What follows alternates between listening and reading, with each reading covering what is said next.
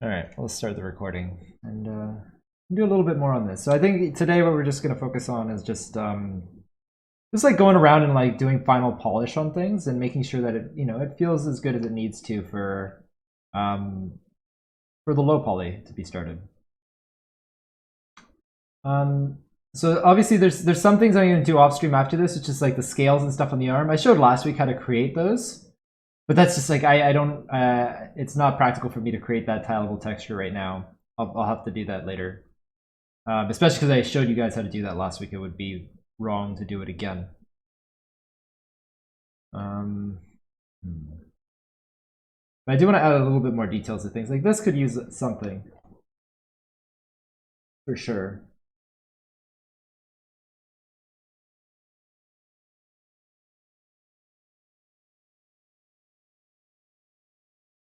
Every Brad Bird movie is great. You know, I don't really know all the movies that he's done. If you have some basic veggies, you can make nice veggie stock with the green, hydrating, getting nutrients in your body. But it's good you're feeling you're getting stuff later. Yeah, yeah.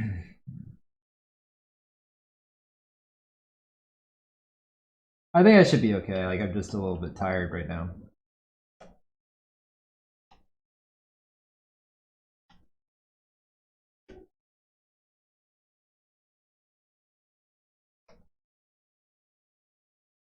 I can list bad bird movies.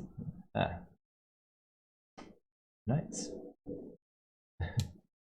that emote. Thanks, emotes are wonderful. Will there be more workshops like this one? I'm late for this one. Still watching the VODs on YouTube. I don't think I'm going to be doing another one after this. I think this is going to be a one-stop deal. Because like after I do this, there's really nothing more for me to show you, right?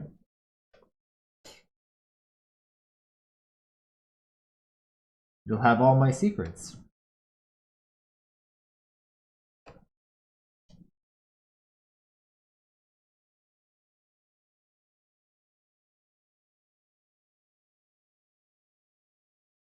But you know, I'm always here on stream. I'm always down to like review and look at people's stuff and give some feedback. It's no worries.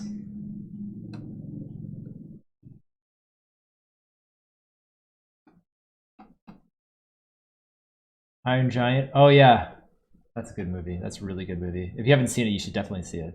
Incredibles, Ratatouille, Mission Impossible, Ghost Protocol. I did not see that. Tomorrowland, I did not see either. No wait, maybe I did. I can't remember. That name rings a bell.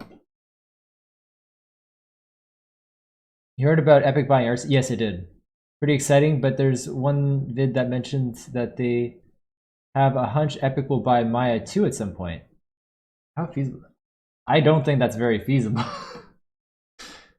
But that's interesting.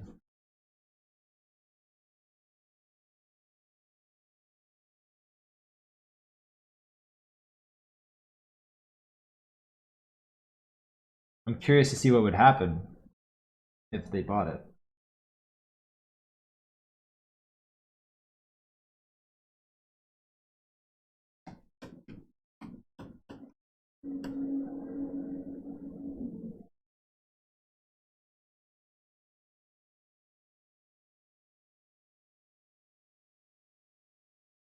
It's got to be Autodesk's biggest cash cow. Yeah.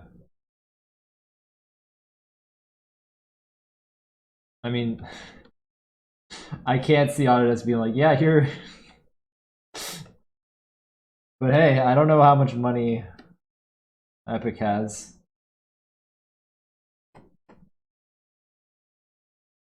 I'm surprised that they're even trying, to be honest.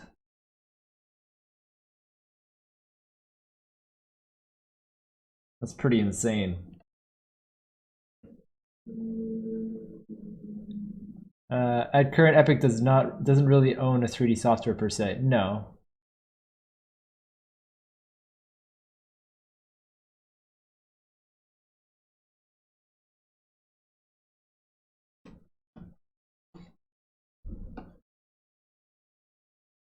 Yeah, I don't really have any opinions on Epic. I just hear a lot of people have hate on them, but I don't really have any issue. I haven't not like I don't know enough to have an issue, right? I suppose I should look into it, but I just never bothered. If I'm honest. Wasn't up for it. It's just I don't feel like it. Why should I? Why should I look into it? That's the better question.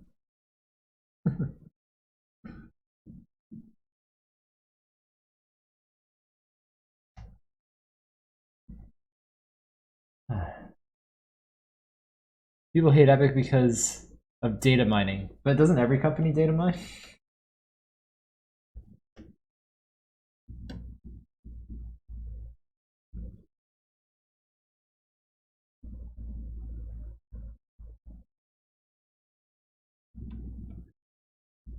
That's a silly reason. You're giving them too much credit. They hate it because it's trendy, and because they're loyal to Steam. Oh, we're talking specifically about the Epic store now. I'm just talking about Epic in general. A lot of people hate Epic literally because it's not Steam. There's literally no other reason. I see. That's stupid. I think people should just get over themselves. Sorry. You know what? No, I'm not sorry. Get over yourself.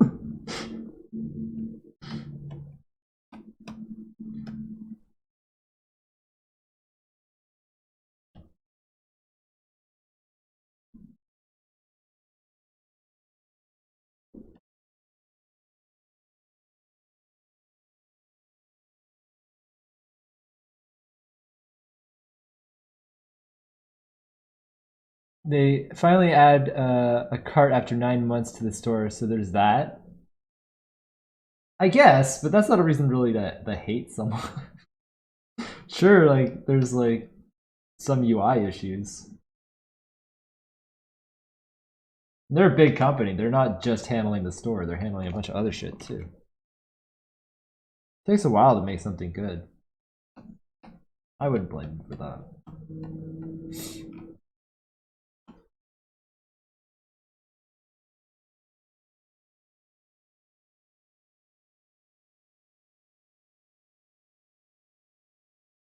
Being owned by a Chinese company, which there aren't entirely, by the way, because doesn't mean you escape the laws of the countries you work in.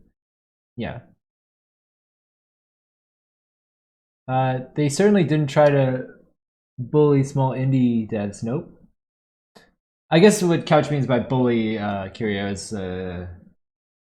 like kind of force them into it, right? Make them feel like they had to.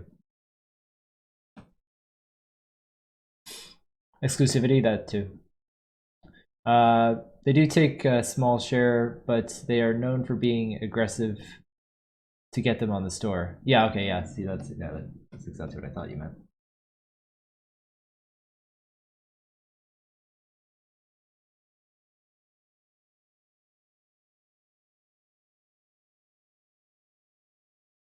SBS, honestly, either you take the money or you don't. You know, nothing's cut and dry. There's no such thing as cut and dry. Hey, Cable. I felt better. I felt better. But we're okay.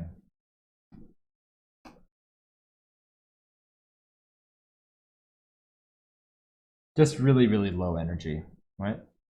I think yesterday I was feeling pretty sick, but today I don't really feel all that sick. I think it's more like residue, because like yesterday I couldn't eat anything, so now I'm just tired, right? Like,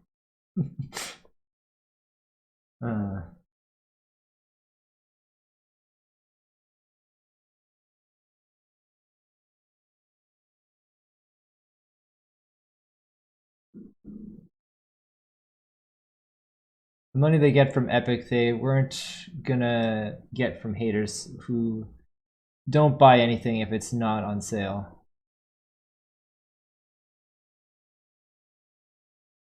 Right. Or complain about indie game being too short.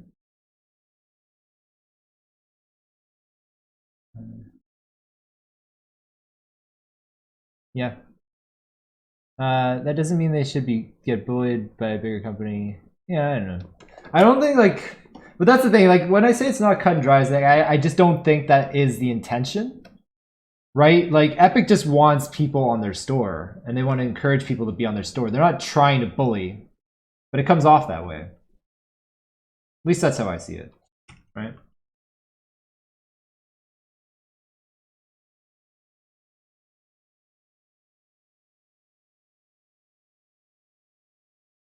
The way I see things is like no one's really like going out to spite others. They're going out in their best interest, and if it happens to spite others, well, that's just what happens, right? And that's just how the world is. I don't. Like, that's how people are. I wouldn't really worry about that so much.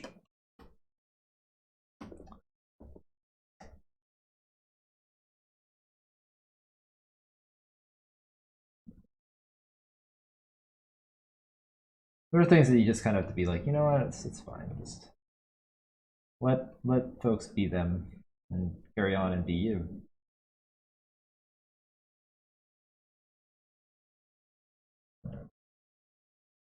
Okay, that's a nice little detail.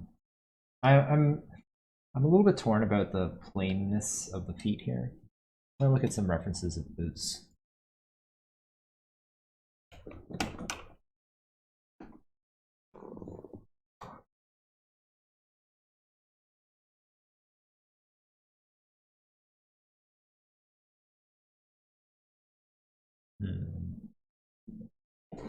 I'm thinking maybe what I'll do is I'll add like a nice little seam down the middle or something.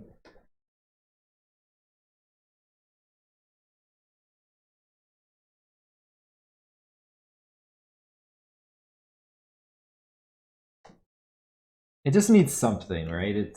There's just nothing going on, and it's just very flat and plain. Maybe if I do something like this, that could help a little, right?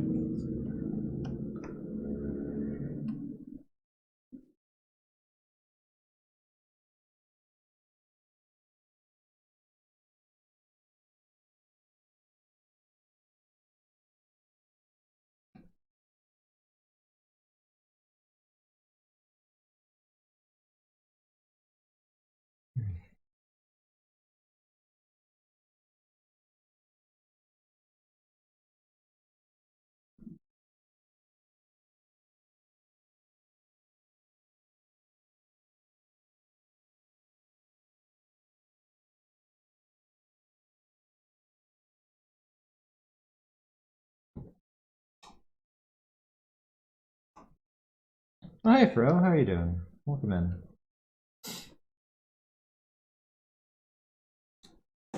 Epic also supports Godot development. I'm a developer and I'm not mad.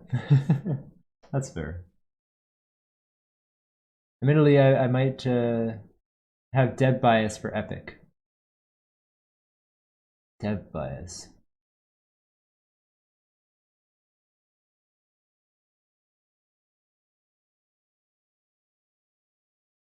Okay, you're on board. You're on board with Epic. You like their policies.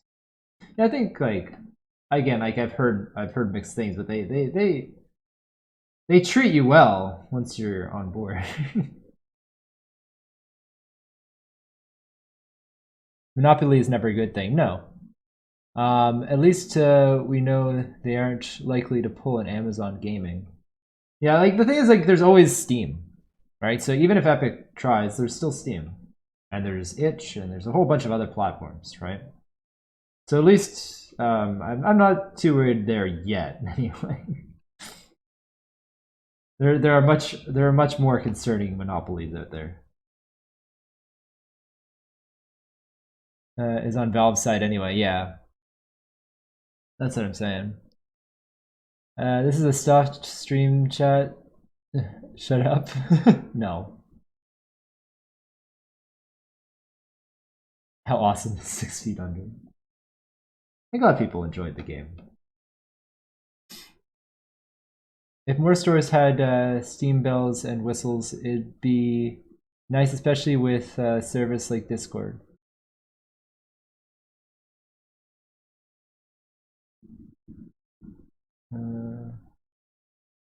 Yeah. So far, they're hemorrhaging money. They are. So they may. So yeah, maybe in 5 years they're going to be less nice, but they won't change the revenue share. I see where you're going. Okay. Yeah. What's fun is that Microsoft even reduced revenue share, which is super sweet. Rip Discord store. We didn't deserve. That's how it goes sometimes.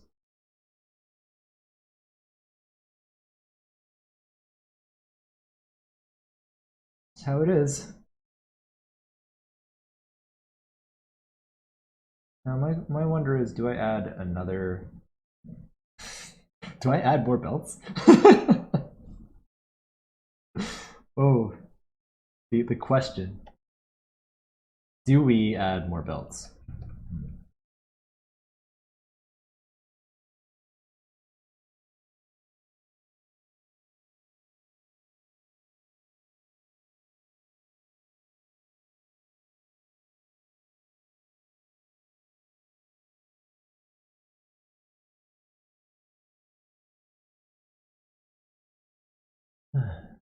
Yes, more belts.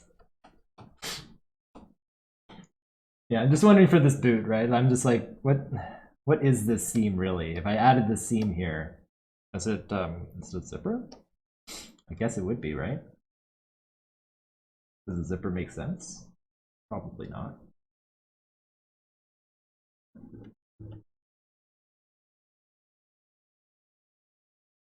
But that's A-okay.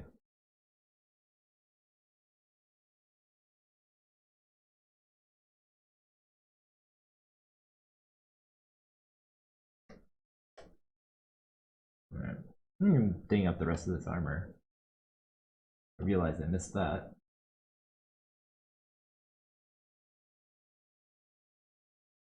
Well, thank you, Quaz. Do you sometimes use Marvelous too? I have used Marvelous, but only once. I own Marvelous too, actually. I intended to use it more because I really liked it. But I haven't done any realistic stuff since then. And it just doesn't really fit with my kind of like stylized aesthetic. But I could give it another whirl. I was thinking of doing something like Final Fantasy-esque, right? Where it's kind of like, it's stylized as far as anatomy goes, but the clothing is kind of realistic. So I was thinking of maybe going that approach or giving that a go.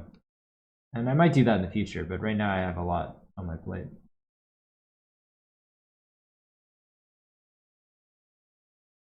More belts and whistles, that's right.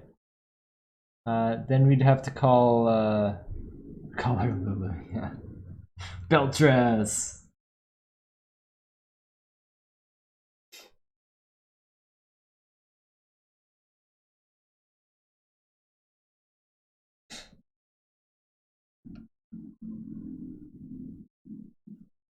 I went faster than? Wait, what? I hear that stuff, just curious. I'm interested in the FF style myself. Yeah, yeah. Apple taking a loss that big would be very great and would mean a lot of stuff for indie mobile devs. Wait, where did we get in about Apple?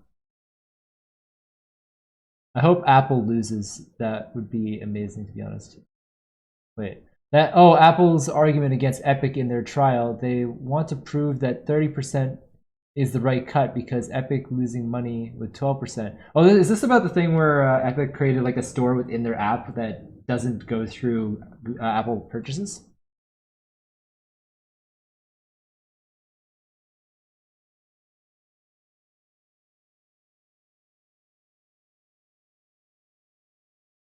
If I remember correctly, I feel like it was Epic suing Apple because Apple removed their game from the store. Did that and it was very not allowed. Yeah.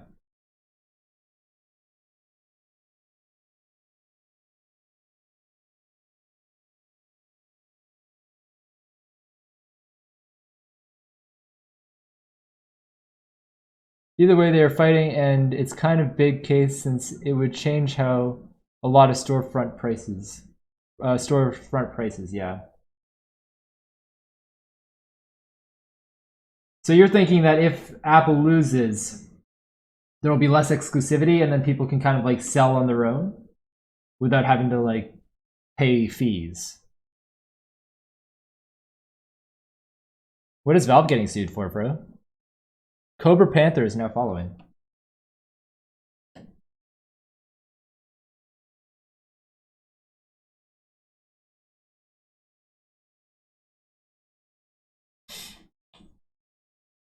I'll say that the idea of allowing people to sell on their own is kind of neat, and that would be a good reason for Apple to lose.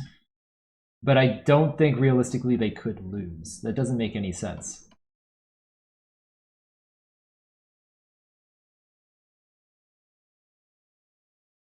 Because them losing would have other implications about how like broken like the laws are, you know? Because that would just mean that their contract is not binding. And then what does that mean about other contracts?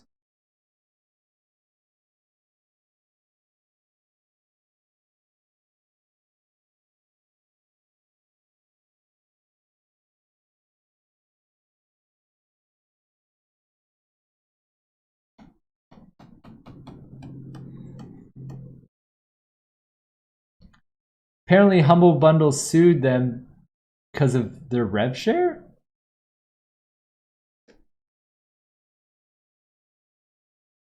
Oh, I guess they're having trouble like with the Steam keys and stuff because they have to like go through go through Valve and then resell.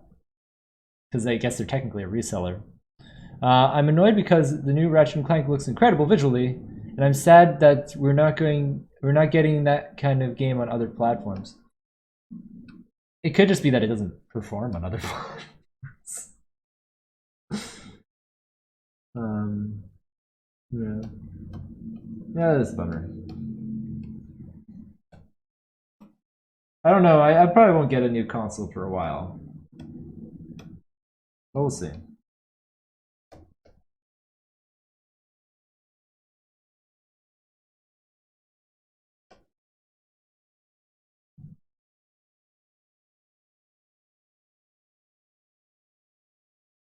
If the storefronts were forced by the market to take less of a cut, would be great for all sorts of devs, since the main base of the case is that 30% of all transactions to the store, a digital page is a bit much. 30% from all transactions to the store, digital page is a bit much? I'm not sure I understand. No reason is that Sony owns Insomniac now. Oh. Oh, I thought you meant like earlier versions, like going to the PS4 or something. But it's just like not going to any other, I see what you're saying. Okay. I'm sure that'll change eventually. You'll be missed, Crash and Spyro.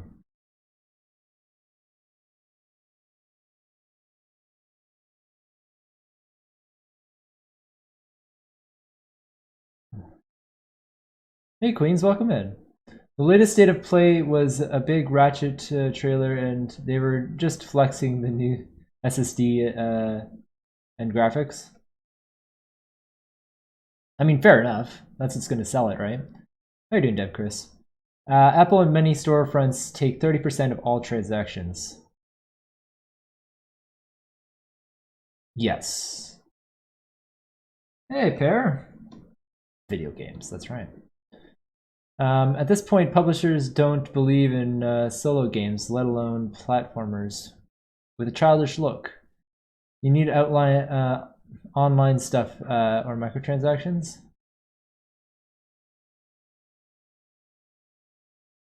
Are you sure about that? I guess. But I feel like there's a lot of publishers supporting that stuff. I mean, there's something to say. I have a 360, PS3, PS4, Switch, and it all sitting in my living room. I play Switch and PS4 sometimes, but not enough to go clamoring for the next box. That's how I feel, tell them. Like, I have a huge stack of games I gotta play through, and I'm not getting a new machine until there's a done. Doesn't make sense.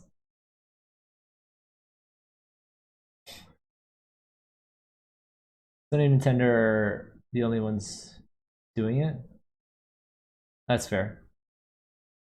I want all these things in one spot. Well, not everyone enjoys playing on PC. For instance, though, I can't enjoy a game on PC. I've tried. It's a struggle for me to play games on a PC. And it's not because of the controls or anything like that. Like, I don't even care if it's a mouse or keyboard.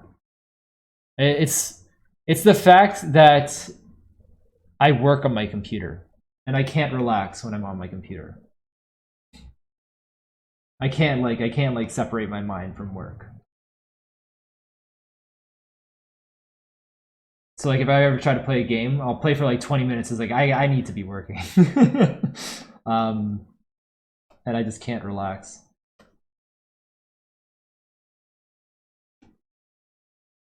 Publishers are a wide bunch, also not inherently evil, but many have a terrible rep for a reason.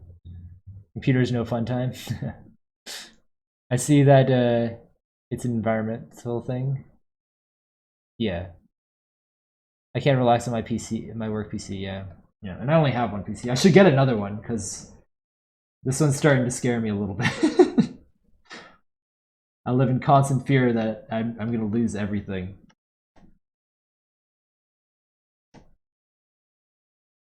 But I hope that it can hold on a little longer.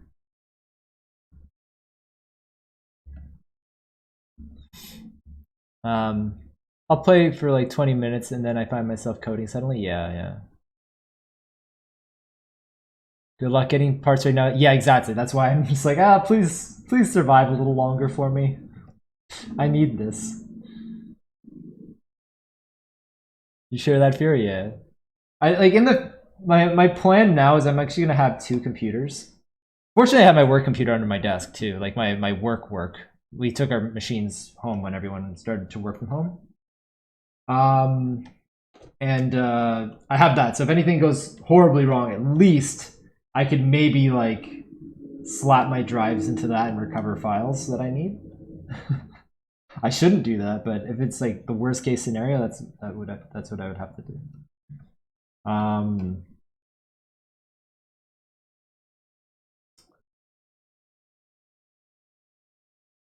Yeah.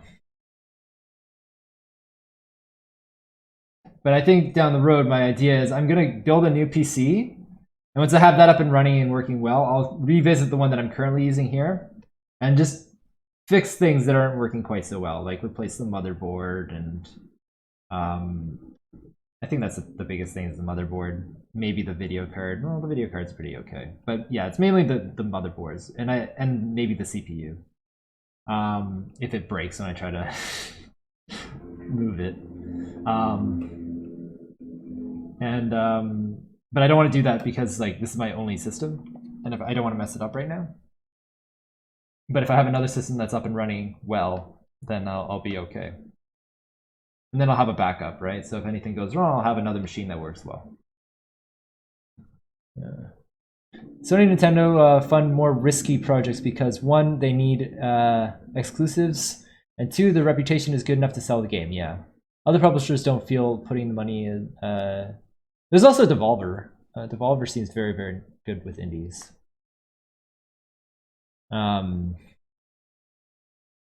of nerds in here? Yeah, Gage. That is true as far as the big AAA. Drop 10K on a PC for music production, so you save. Yeah, okay, Cable. Look, buddy. Then I'd also have to learn. It's not just like I get the stuff. I already have the tools I need to make music. I'm just bad at it.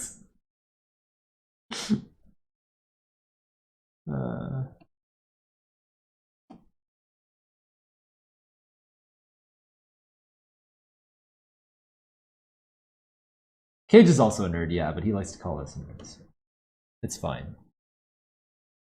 He's like the guy in the corner who's like, I'm cool, but can I also be in on this? Hey Tom, I'll publish your games. They call me Dollar Donnie.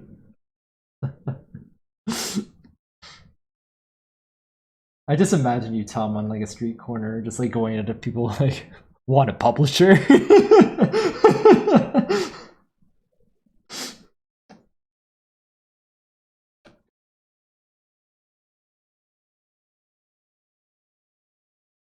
Hey Veggie, how you doing? Dollar Johnny Games, not bad. It's pretty good. Indie publishing is a nightmare, trust me. Yeah, I fear it greatly. I fear it greatly.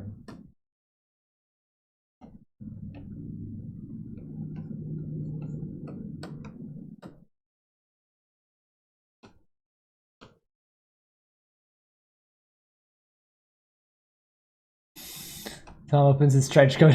You need a publisher? Exactly. You get it.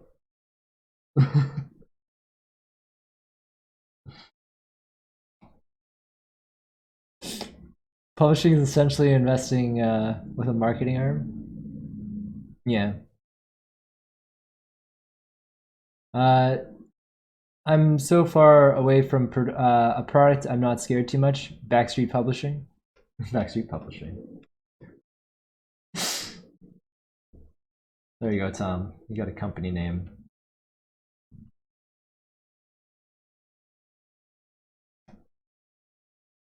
Just upload it to your website and make them watch a 30-minute ad before they download your site. That's right.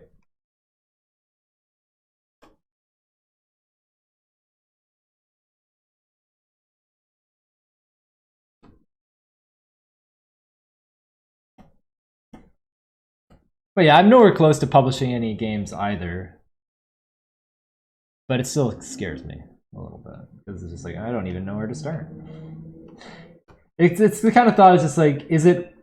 It kind of makes you feel, is it worth finishing the game if you're not going to be able to sell it properly, right? So that's kind of where the stress comes in.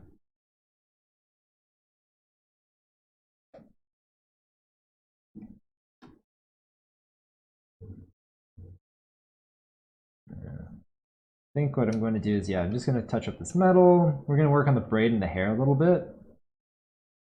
Oh, and we'll open up the mouth too. That's the other thing I had to do.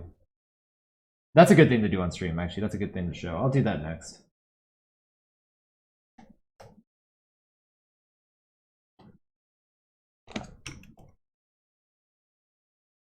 Good, I can show something of value. I was a little bit worried.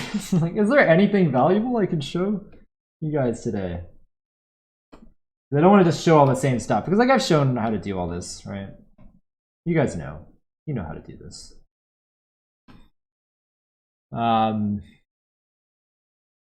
It's great if you don't have built an audience just yet, but darn if it isn't a big gamble, since you're looking at anything between 20 to 40% of your sales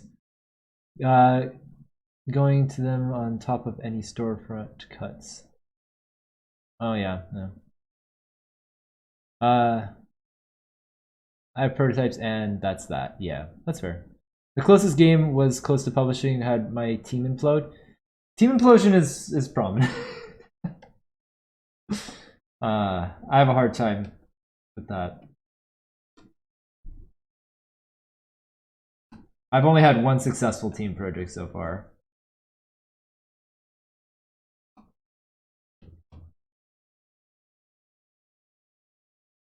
And even that one's kind of just like barely holding on. We're trying to like re-release, or not re-release, but we're trying to do like a major patch on our game. And I'm just having a hard time getting time to do that because I wasn't really expecting it, right? I was just like, you know what, we're gonna release the game and it's done, but then it didn't get received very well. So we're like, yeah, we'll fix it. But now it's just like it's kind of hard to motivate yourself, and everyone's just like, yeah, it's shit. It's like, oh, okay, that's good.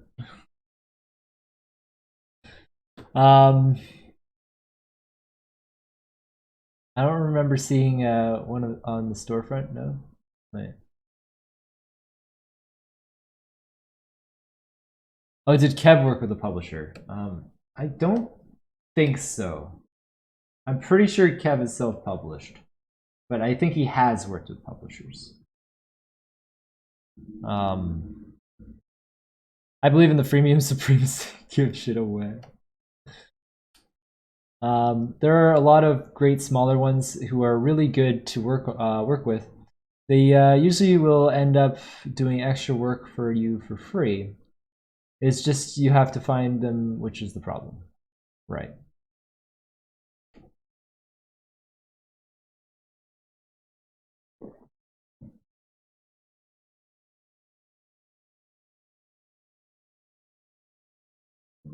Whoever made this asset sucks. It was me, thanks. Exactly.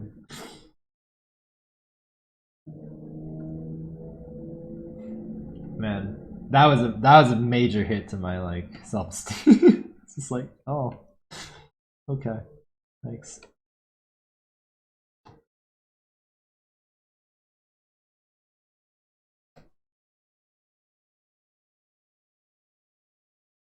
What happened? Oh, like everyone just really hated on our game, said my art looks like a Flash game, and it was terrible and inconsistent. They were right. Still hurt though.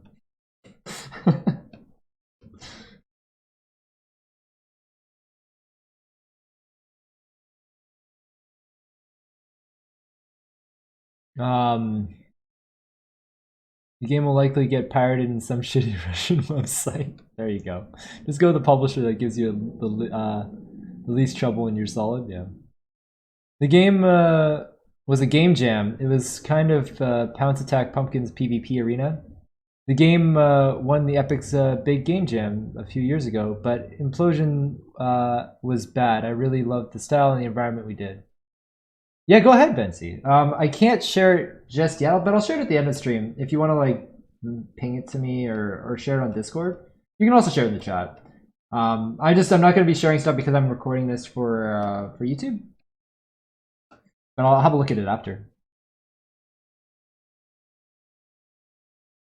Assholes be assholes? Well, it's not about assholes. It's about having an opinion. 10 years in the industry for making shitty Flash games, not fair. I'm telling you guys, you don't have to be the best to get a job.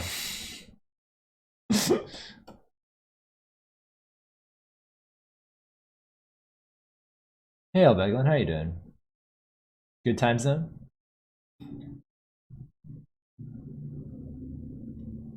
I'll have a look at it, Vinci, but I can't put it on the screen just yet. Oh wow, that does look great. That's amazing. My opinion was always right. What? What do you mean your opinion is always right? Just have to be amiable and fun to work with. You can learn other stuff, yeah. I can vouch for that. I'm pretty trash and I got the job. You're really good, Queens. I don't know what you're talking about. Did you get vaccinated yet? No, I'm not in. No.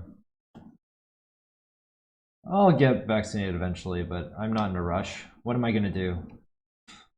It's not like I'm going anywhere.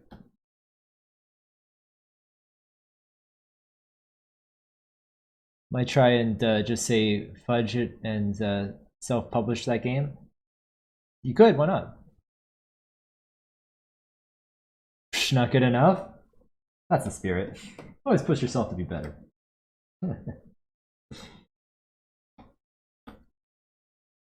I think it's important to know that you can be better, but to appreciate where you are.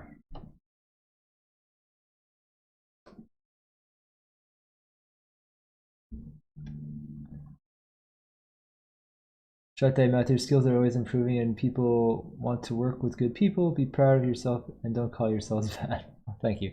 Super Belly Jelly, thank you for rating. How are you doing? Welcome in. I hope your stream went well. What were you guys working on?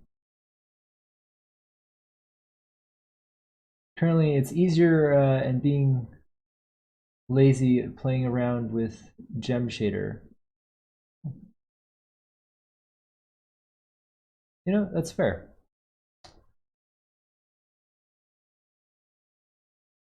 Do you want a complimentary greeting? I don't know what that means. Was working on a ZBrush sculpt too. Nice. Do you want to share it with us?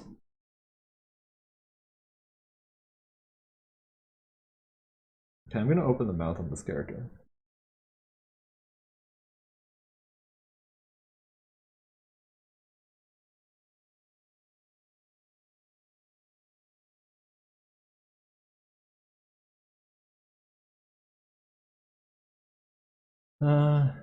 Just quit art and become a professional League player. There you go.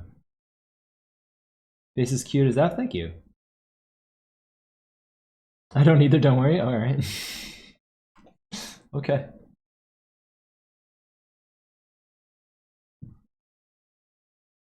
Don't have it posted anywhere yet. That's fair.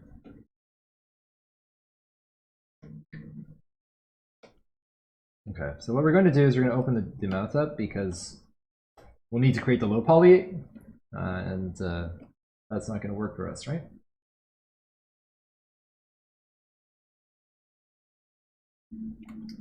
So what we're going to have to do is create a poly group for the mouth, or jaw, sorry, for the jaw. Yeah.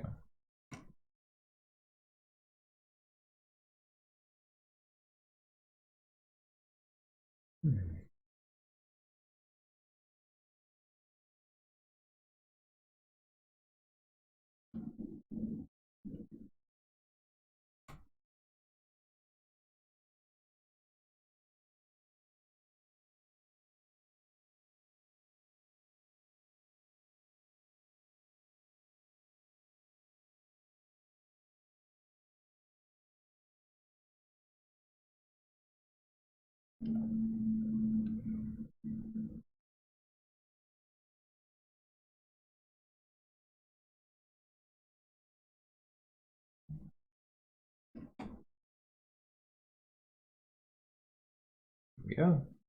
I don't like that ZBrush does that sometimes. This gets a little confused and shows and hides the wrong polygons. Oh.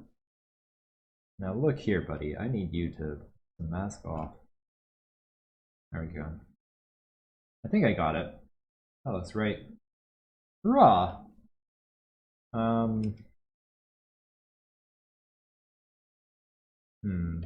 Now the question is, do I don't think that needs to be on there.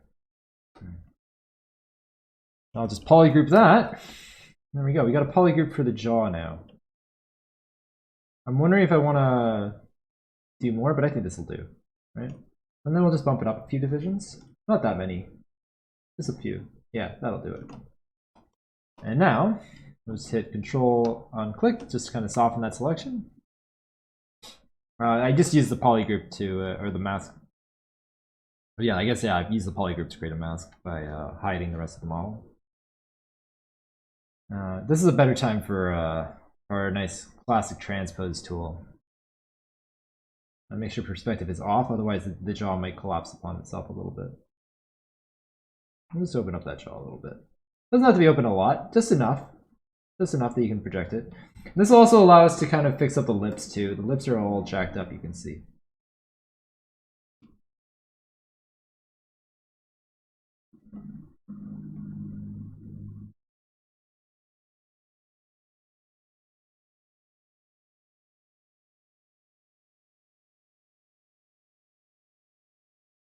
And I'll fix the little corners of the mouth. You can see I dried it down a little bit too much.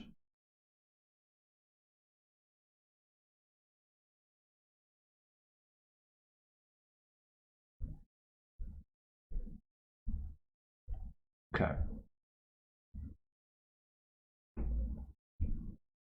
I think this is actually a perfect focus for the stream, just fixing up the face a bit.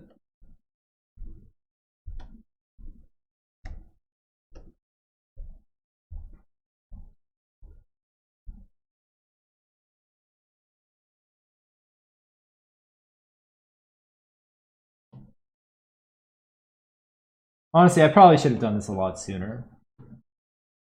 That's okay.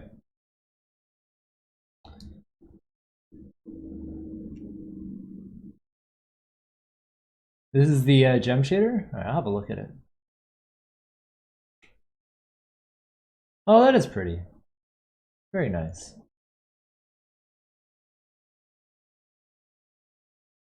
Export faster, please. Yes.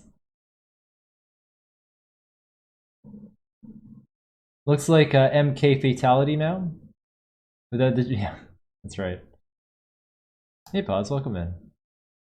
What's the character for? It's just for demonstration.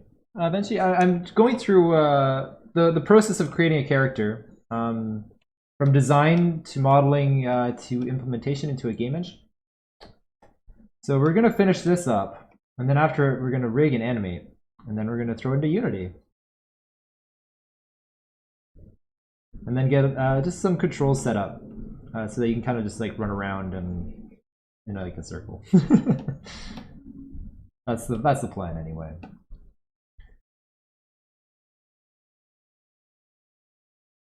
We could maybe get into making teeth as well.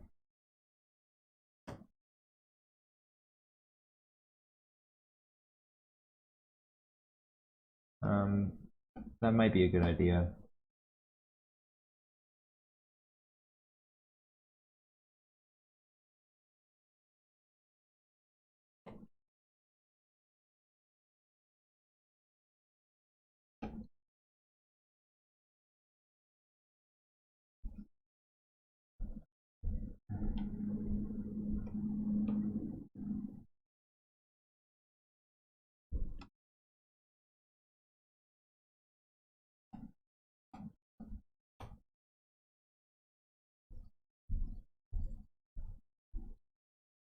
Teeth. Yes. Nas, welcome in. Awesome. Yeah. I was setting up the Breath of the Wild Zelda character you made to be animatable in UE4. Oh, nice. She should just work by default. She's been put into the engine. But I guess if you wanted her to work with some of UE4's systems, then yeah, maybe not. Like she'll work with custom animations. But.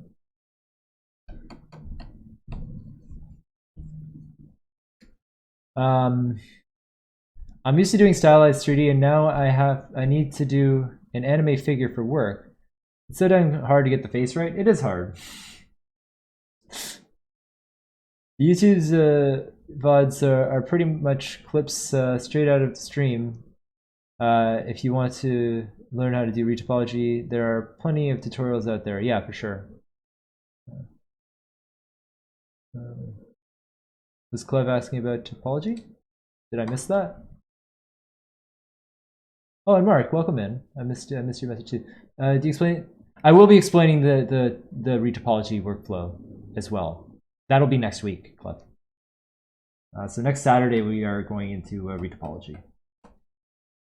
Yeah.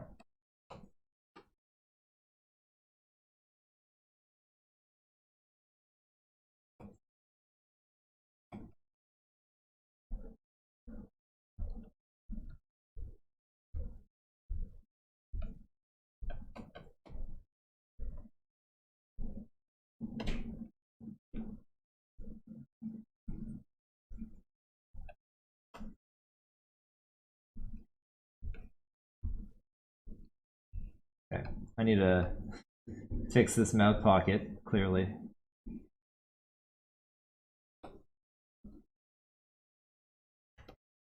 I'm wondering if I should create teeth or just slap in some teeth that I already have and just explain how they were made.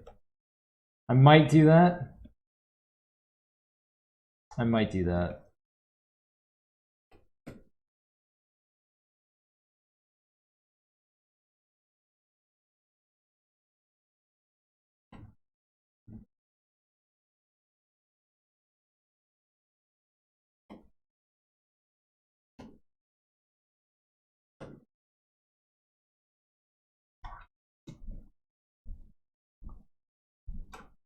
Next workshop episode. That's right. Next time.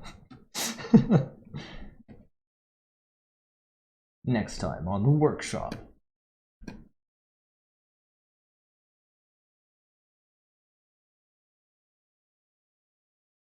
Epically implemented control rig that you can set up IKs and other. Oh, neat.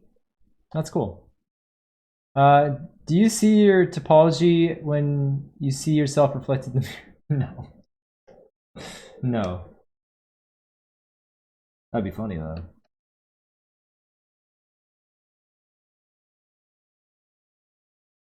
Thanks. It's still at week 3 of the workshops. I'm learning a lot from this YouTube videos. Oh, good. I'm glad. Slapping teeth, they're already made. I think that would probably be the best thing to do. Hey, how are you doing, Evil Dustmite? Last time I was here, I think you were modeling a mouth? Really? Weird. Yeah, we just modeled mouths here. Still a mouth, that's right. The bone system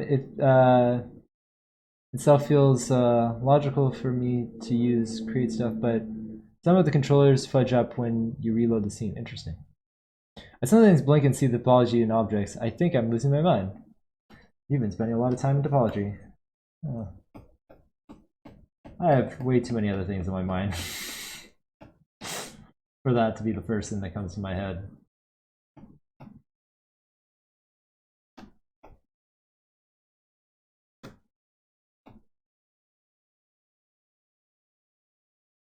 And to think UE5 is crouching in the bushes ready to hop out soon. I don't know if UE5 will be great out the gate. I'm going to give it some time.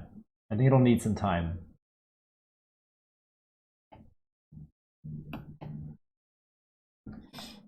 Texture mapping is my knife.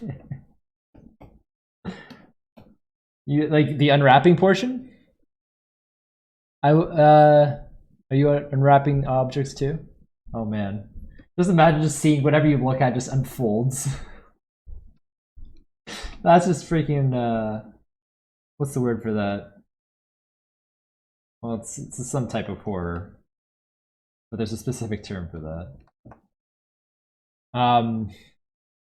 Unity's first version, each major update is a mess, and I'm here for it. Yeah, that's normally how it is, right?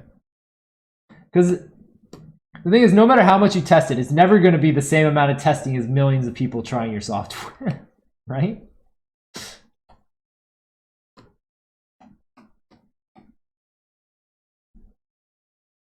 All right, I gotta sleep. Have a fun stream. Have a good sleep, and thanks again for the raid. I hope to see you again.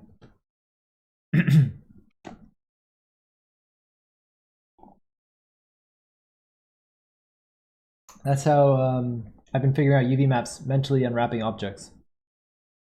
Oh yeah. Goes hang out with my friend and sees their face unwrap. Yeah, exactly. No.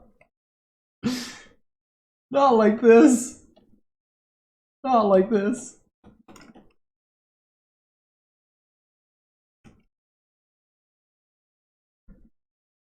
I'm going to turn the display properties on to double. There we go. And the reason I want to do that is simply because, well, then I can make sure that this pocket is, nice and clean. I'm thinking I might just take the teeth that I made from my game and just slap them in here. That's probably what I'm going to do. But I can show you, I'll show you guys like what I did, essentially, to make them.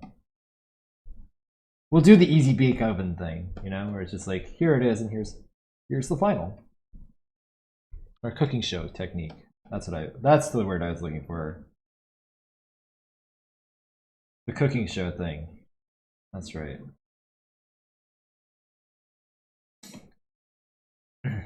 That should be a horror movie. The Unwrapped Monster. I think this is the same character you were working on last time. You were having problems with the mouth pocket. Oh, that was when we were retopping. The monster is just a PNG of the. That's a low budget film right there. It pulls things apart and lays them out flat. All texture is flat. Everything is flat.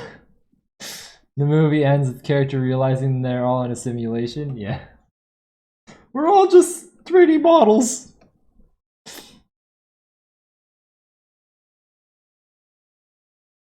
A good PNG is better than an ugly ass 3D model.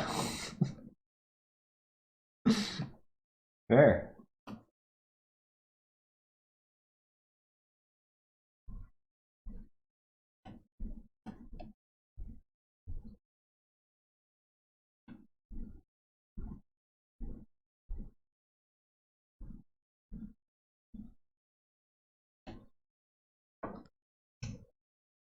What time is it now anyway?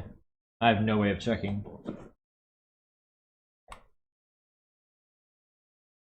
Oh well. As a 2D artist, I feel attacked by that. Why would you feel attacked by that? What's wrong with a good PNG? This is basically the state of the control rig version of the Zelda model. I'm guessing 1 p.m. Ooh, this looks cool. Neat!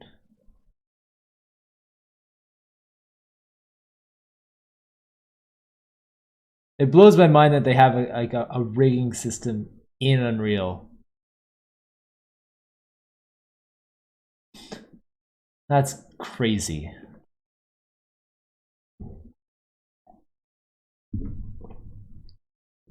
Do you know how much concept art is made to make a 3D model look good?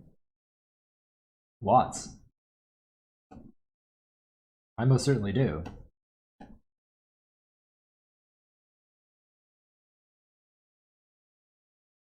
Nope. Oh, good. I almost broke everything.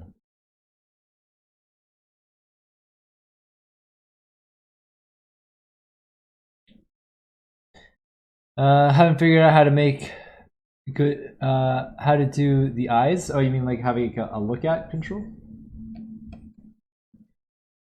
Aren't we all just corrupted PNG?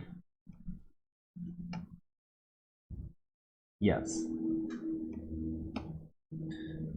If they could combine GIFs with PNGs, they would achieve the best image file type.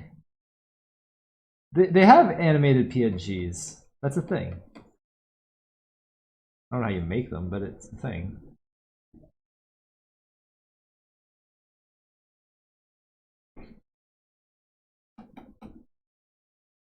But that's just GIFs. He means GIFs with like less compression. That 3D model maybe but the work behind it was made with busted butts. Yeah, man. But at that point, you're better off just showing a picture of the art than the model.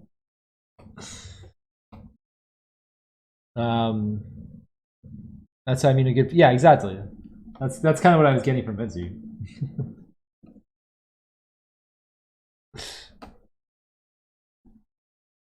You just can't do alpha. They can do alpha, but only 0 or 1.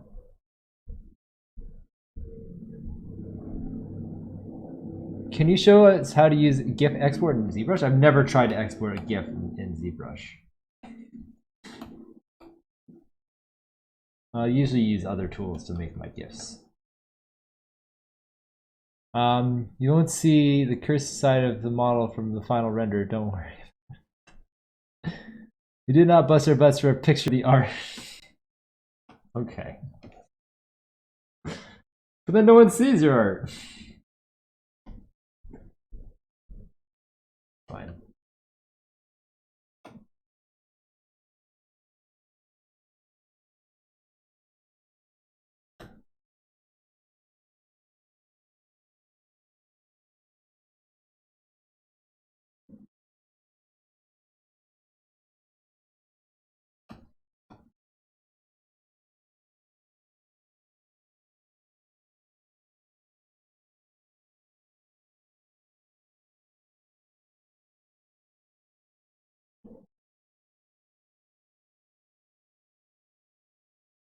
I'm gonna inflate this a little. One thing to note is I'm probably going to go into the normal maps and kind of like paint out the bake in the corner here, because this is going to create a little bit of a crease in the normal map. And if you open the mouth, you're gonna just see that in the normal map. So I usually go into the normals and I paint that out.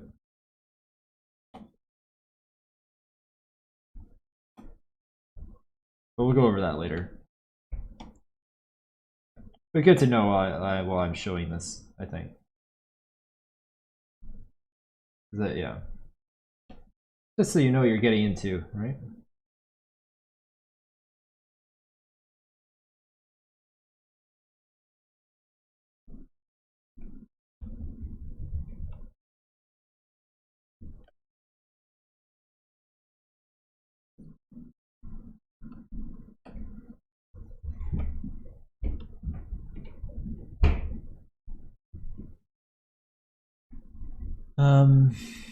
That is a double-edged sword of concept art made to be used, but rarely is all of it seen.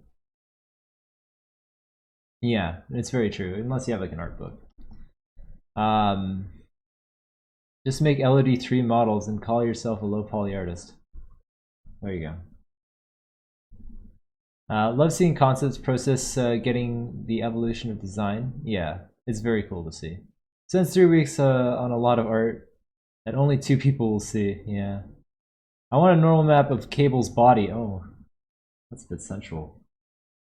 It's a bit personal. I didn't know you guys were so close. Wait, no I did. You guys are married.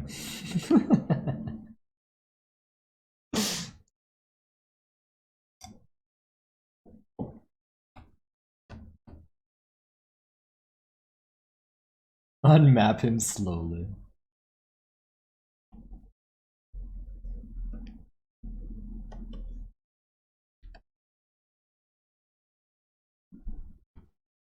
Just make your ugly 3D game, put a post-process to make it pixels.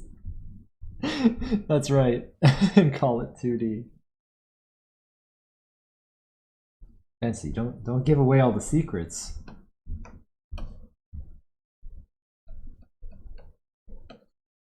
Shh.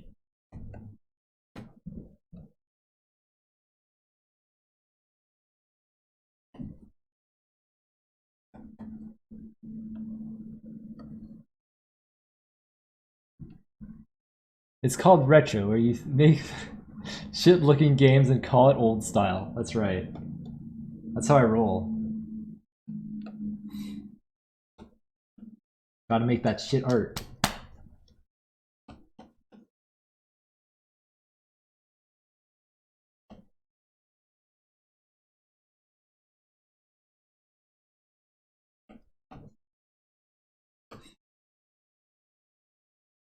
And if you guys that did Dead Cells see me, I'll get my mouth full. I said make shit art, not mail shit art. The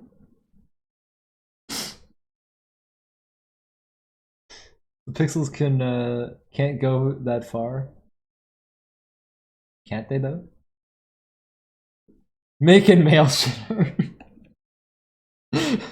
There you go. No matter how shit is the art, it will always be better than the artist's self-esteem. Some people have a big head.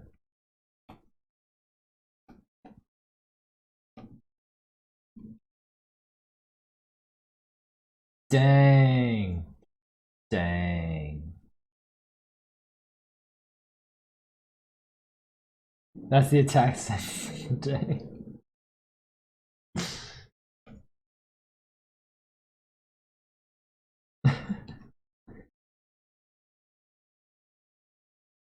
No, Cage doesn't have a big head.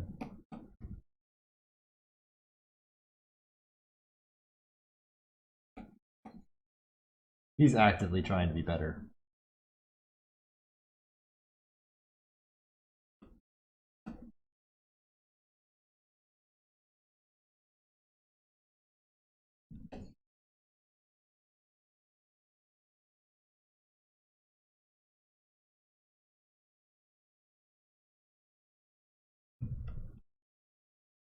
I should save.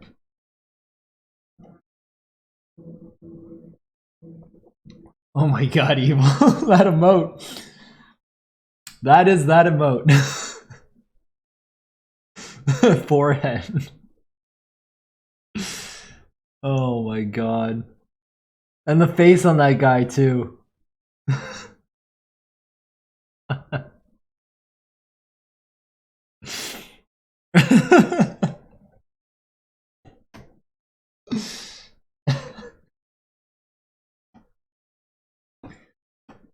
Oh boy. That's an emote, alright. Well, that's 3 emotes.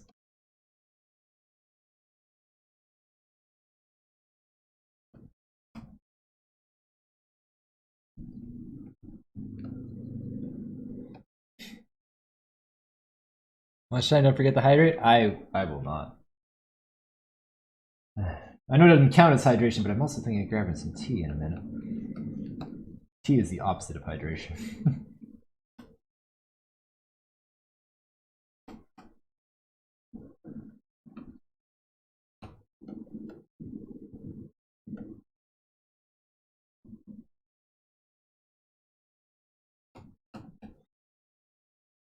Forehead square. Enjoy that lunch, Catch. I hope you have a good lunch.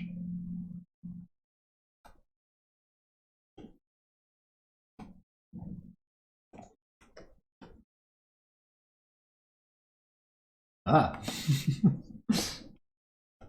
Yeah. It's always hard to work on the mouth without teeth because it just looks super weird. I should probably get some teeth in there.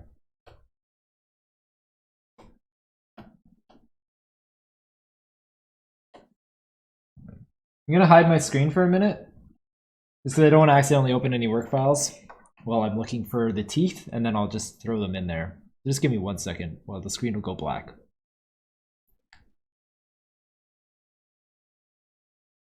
Okay.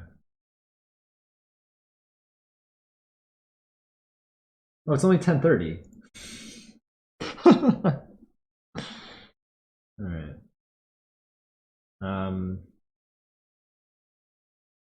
That's one annoying thing about ZBrush is it hides my clock. All right.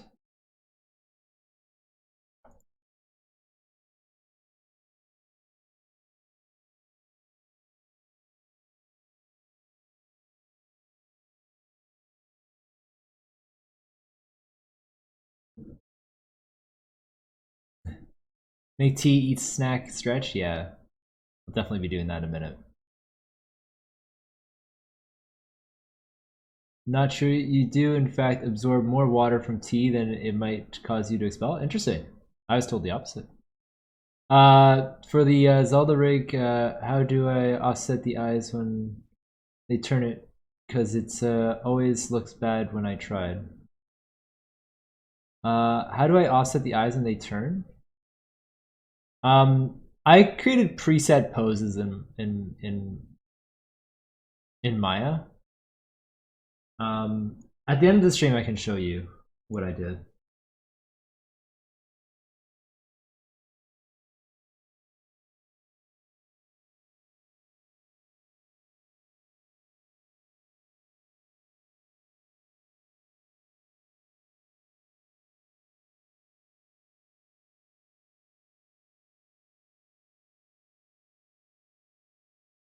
Okay. Sorry, it's just taking me a minute to find the teeth. Where did I put them? Where are they?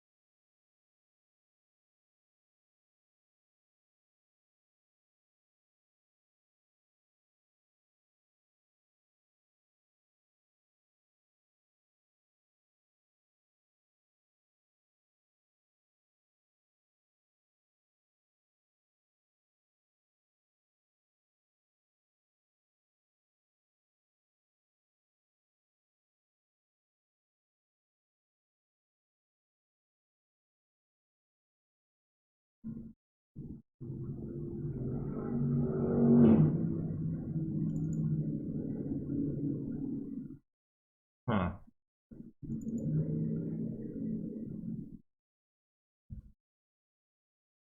I can't seem to find them right now.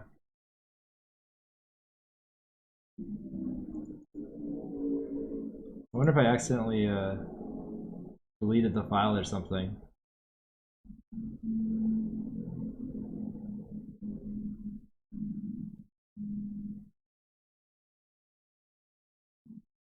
I have the decimated version of it, I think. Not ideal, but it would work.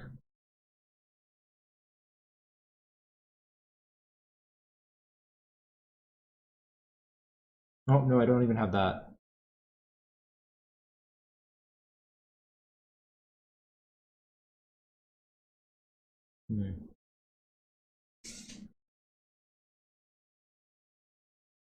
Just my voice? Yeah. Sorry, guys. I was hoping that this would be faster. Sounds like an old person from where can I find my dentures?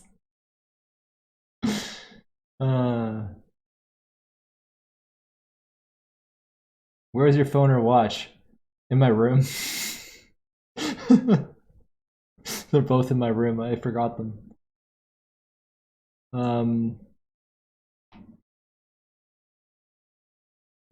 I got the FBX Alpha friend.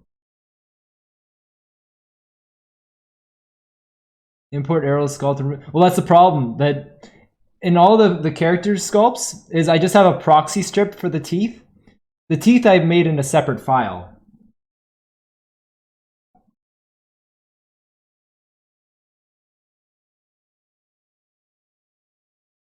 And I can't find that file.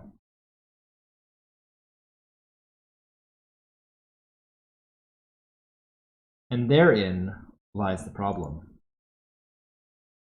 I found the low poly teeth. I could use those for now. Where are my high poly teeth?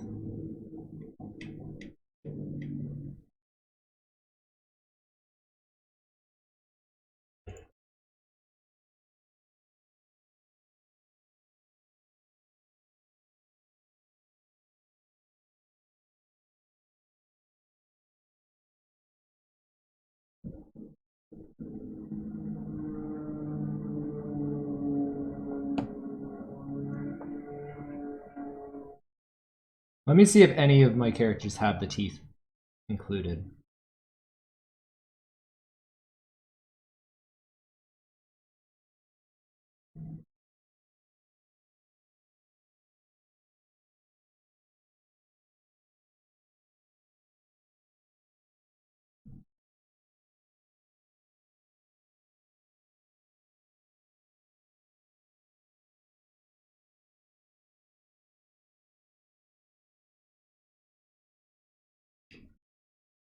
What if instead of teeth, little scissors? Ah, now you're thinking.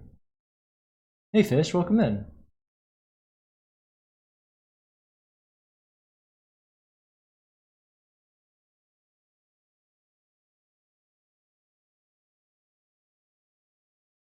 Just low poly teeth. Oh man, that's frustrating. Okay. What I might do is just create like a little strip to kind of demo it, but man, that's annoying. Where are they? Renders.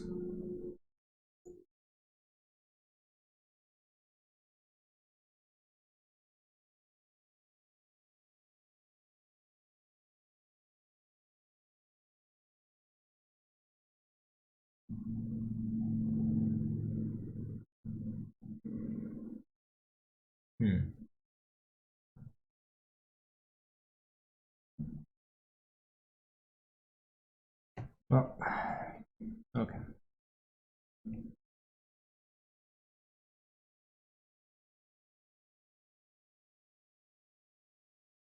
How about this file? No.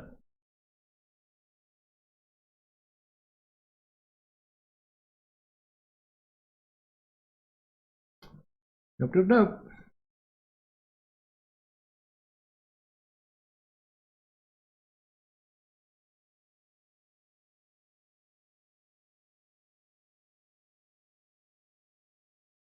I probably have them in some stupid place they don't belong.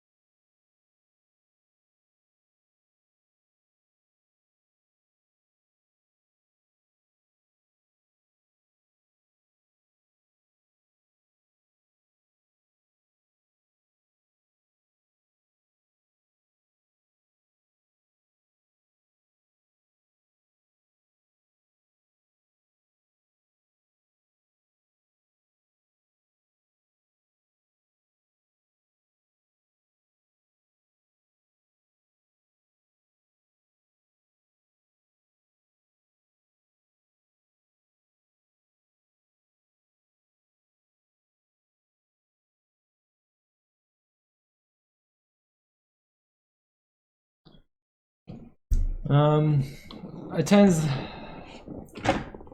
with the lights turned off. Yeah, man. I'm trying to like, I'm careful not to open work files accidentally, and I'm just looking through my folders trying to find my teeth model to put in, but I can't find them.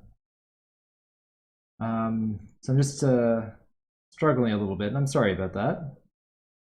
Yeah, one more minute, and if I still can't find it, then we'll come up with a different solution.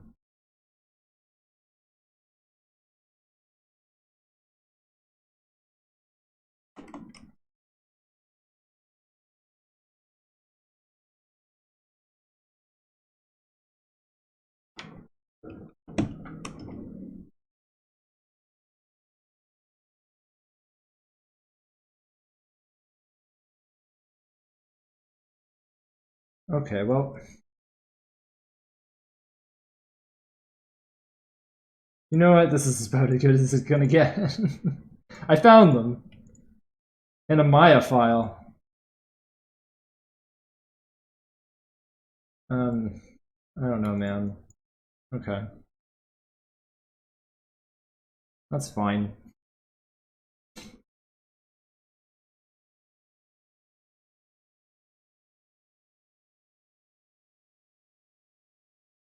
I don't know why they're there, but they are.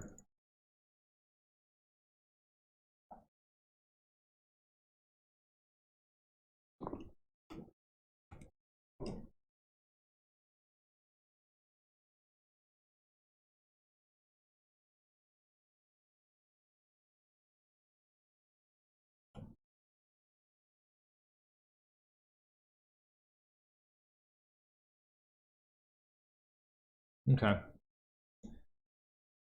And back. Okay, sorry about that, guys. What kind of scissors? Scissors with the round ends? No! They have to have the sharp ends. Maybe in a folder called "This is where my teeth are" or not, I don't know. The black screen, I see myself reflected in the monitor. I'm part of the stream now.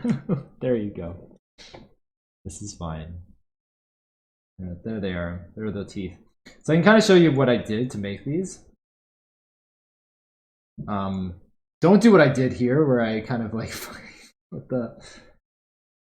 put it in here. All I did to create these is I created a cylinder, right, with more sides.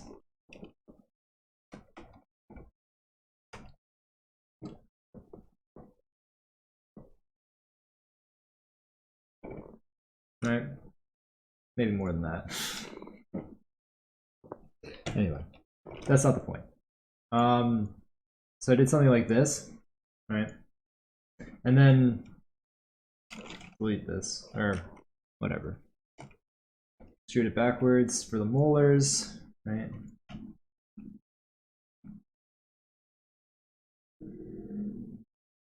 Hold on, I gotta move my tablet. This ain't working. Okay. Anyway, hit delete. Fill hole. Fill. Come on. Fill hole. Oop.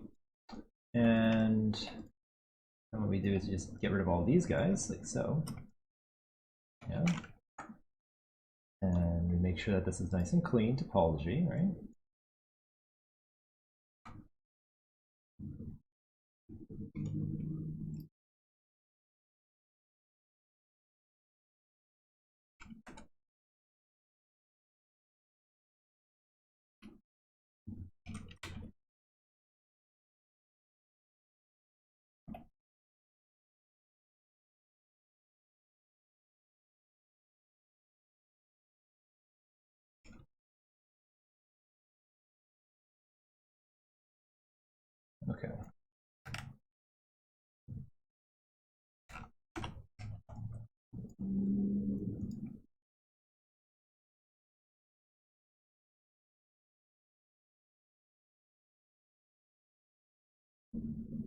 so.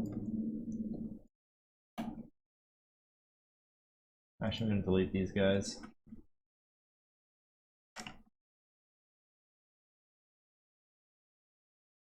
That. Right. Now all I'm doing is creating a a basic piece of geometry that I can sculpt on, essentially. Right.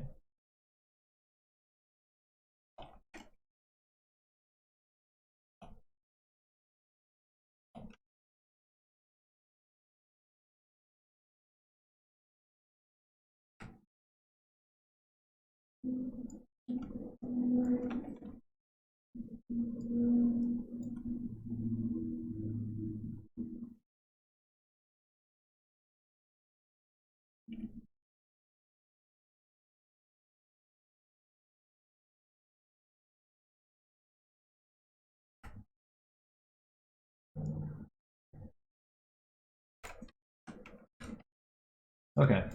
And then that's just enough for the gums, right? And then for the teeth, what I did is I just created a cube, right?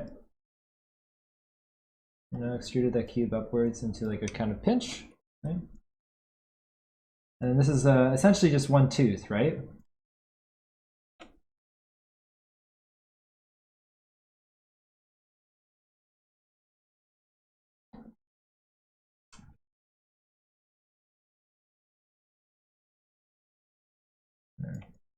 And what I did is I just manually positioned all the teeth around, right? So I just put them all the way around.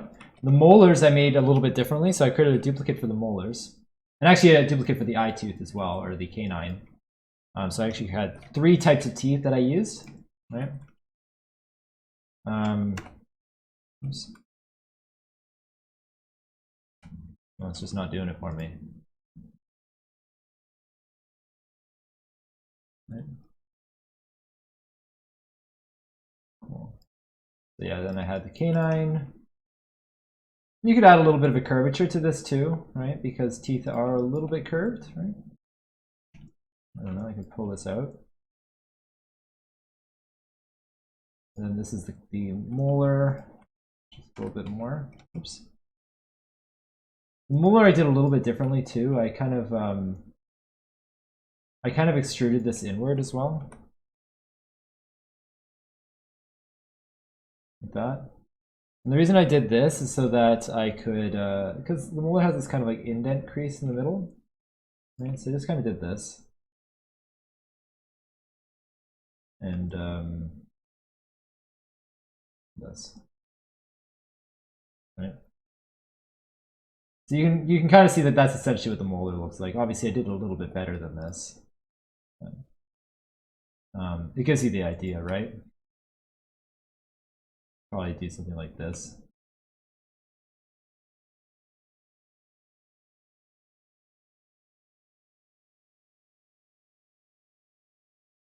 There. Okay.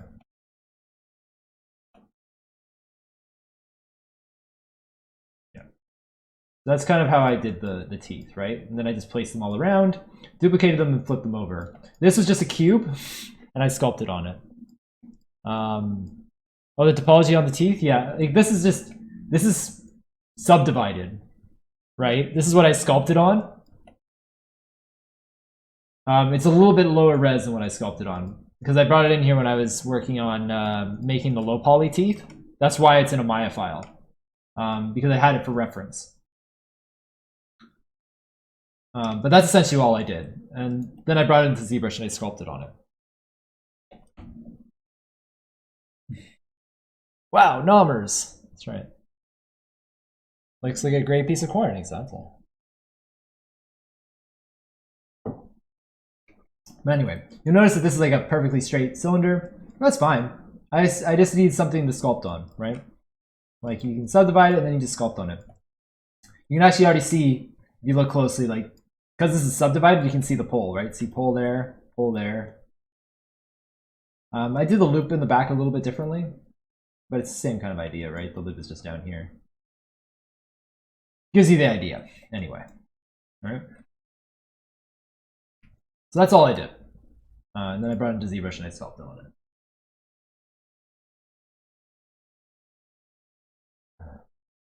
Hold on. Hold on, I'm gonna hide my screen again. Let's be careful about this. Okay.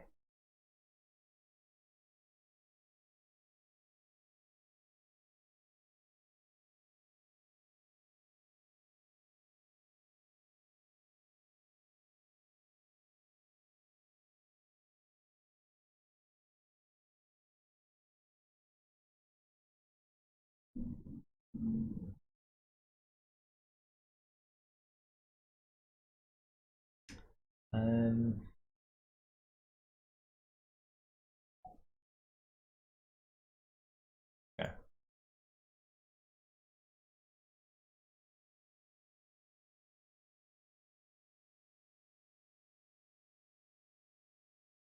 There we go.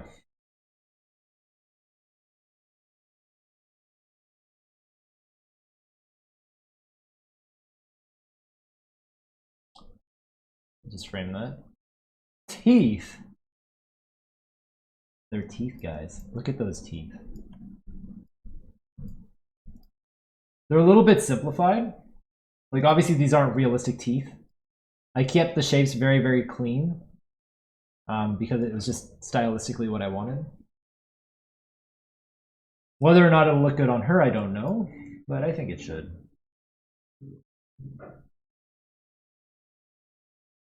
Realistic! Pop, pop, pop, pop, pop. Have fun, Cable.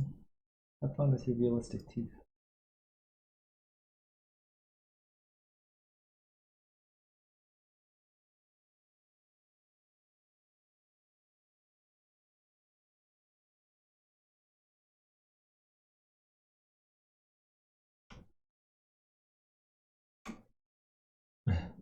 High def Blopink. That's right.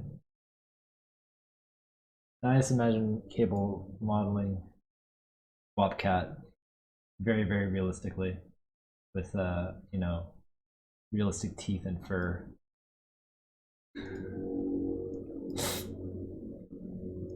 How horrific that would be.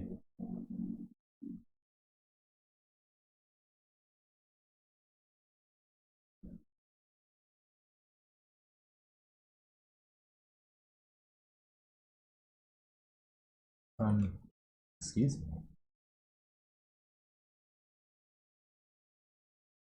I see. All right, we go into transparency mode. We're just going to position these teeth properly.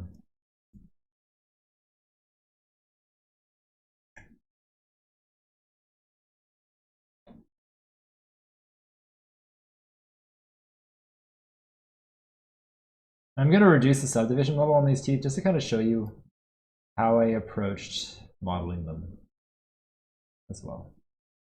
Now we got some teeth. Isn't that lovely? I think that's pretty lovely.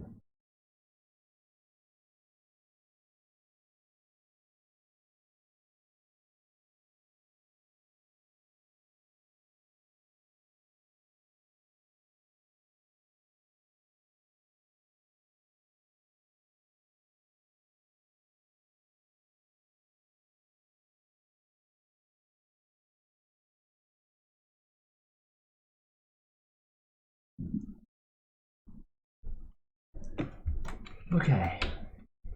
So if I reconstruct subdivision levels, will it let me? Will it let me do that? Yes. Sick. There you go. You can see like the initial base geometry that I created now. Right? So this is kind of like the little shapes that I made in Maya. Brought in here, subdivided. Right? It's a bit smooth, you can see, right? Like it's not a perfect cylinder like I had because this has been smoothed out. But what we can do is I'll just demo quickly how I go about there.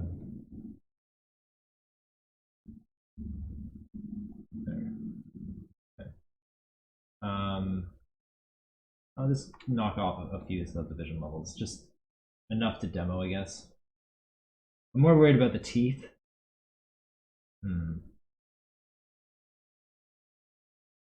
Okay. Anyway, so if I divide this, for instance, right, like All I did was I went in here and I took all the gums. Please have some. Yes, thank you. And I just push. Who subscribed? Badagast, thank you for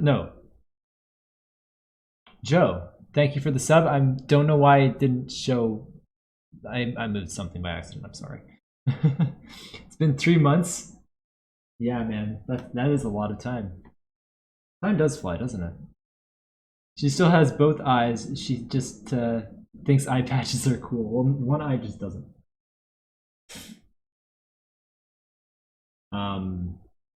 Anyway, so what I did was I just kind of like went in and I pushed all these up, right? To kind of create that gum shape. And then I just kind of pulled out here. I'm gonna hide the teeth again because it's not letting me sculpt. But anyway, I'm just gonna, so basically I just did this. And this is how I made the gums, right?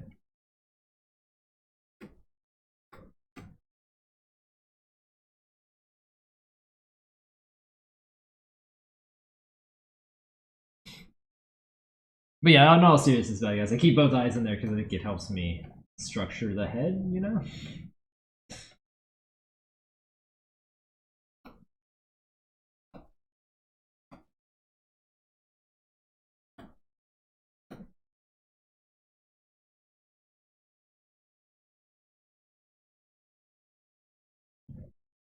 Anyway, that's kind of the idea, right? And then I just went on, I did that on the top and bottom. Teeth I didn't do too much to because like I had modeled them in a way that was fine and I could keep them clean. But you could model them if you wanted, right? For instance, like I could deal with the this kind of crevice or whatever, and I could maybe make them more rounded and maybe a little bit more disheveled or whatever. Whatever you know floats your boat. Could add like the little grooves in there because they're usually a little bit, you know, lumpy, depending on what you want to approach. But yeah, I'd recommend like looking at pictures of teeth and stuff if you really want to do something more realistic. I don't think anything I could do here would help you better than a good photo reference. But I mean, yeah, you could like round off the front edge or stuff like that too. Cause like,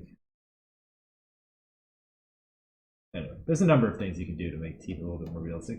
I wouldn't worry too much about it normally, because like in most games you're not gonna see these teeth very up close, and they're probably gonna be baked really low res in your texture anyway. And they're not gonna get a lot of polygon budget either. Anyway, that's just kind of stuff that you could do, right? But we have teeth. Those are teeth.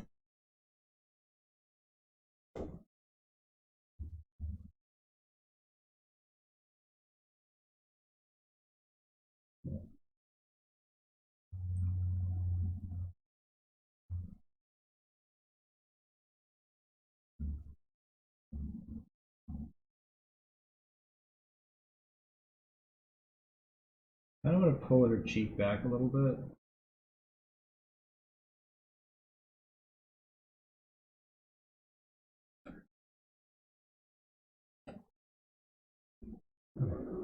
Alright. That's good. That was an important thing for us to take care of. I'm glad that I remembered to do it. Another thing we could probably do is like I kind of want to add a little bit of like sculpt to the ear here because it's supposed to be kind of like a hairy, furry ear. It's kind of weird, but that's what it is. I might just kind of like sculpt in some hair details.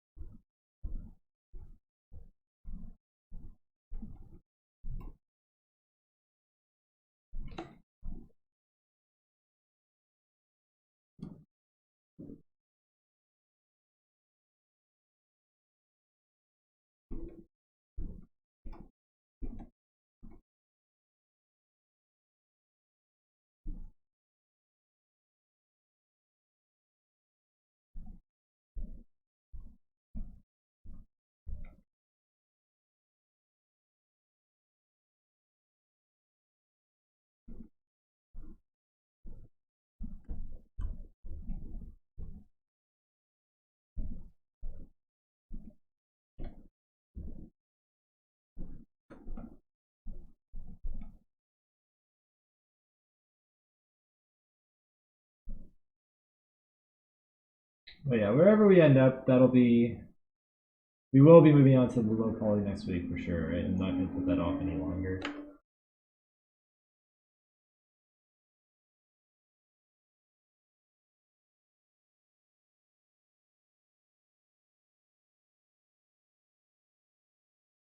That is the deadline.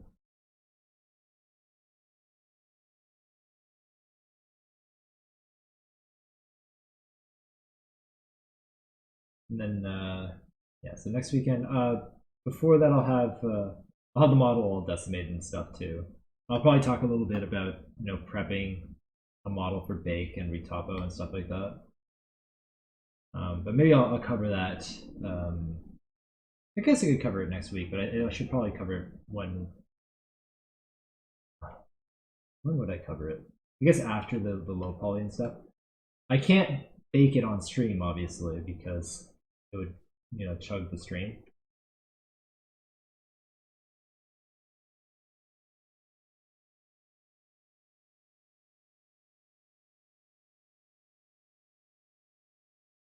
But I will go through and say like how I set it up, and I'll do everything aside from actually baking it.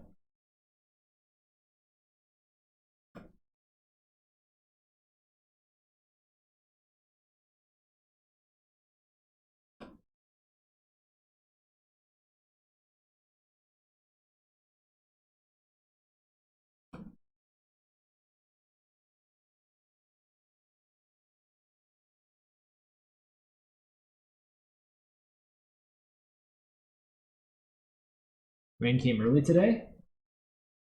Oh, that's nice. I love the rain. That's my kind of weather.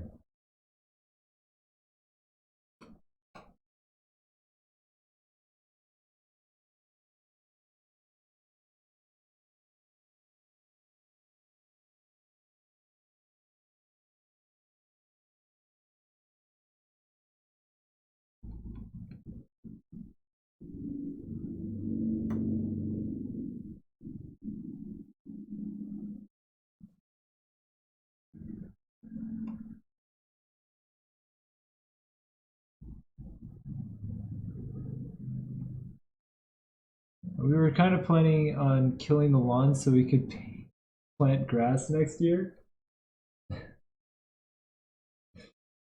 You can still plant grass even if the grass isn't dead. You can just put new seed in. Right? Or did you want to like lay down rolls?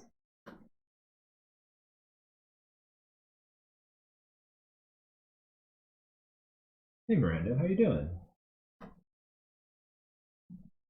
Hope your day's treating you well.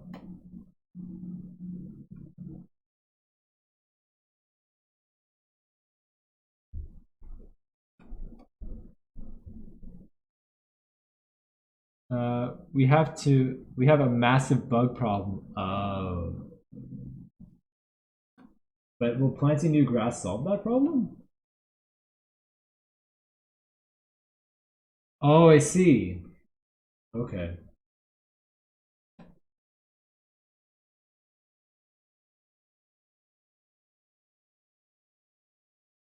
I mean, you could dig up your lawn. Not that that's fun, but you could do it. How long am I going to stream? What time is it? 11? I'll probably stream for another hour. Yeah, I'll probably stream for another hour. Maybe a little bit more. Hour, maybe 2 hours. 1 to 2 hours. At least 1 hour, not more than 2 hours.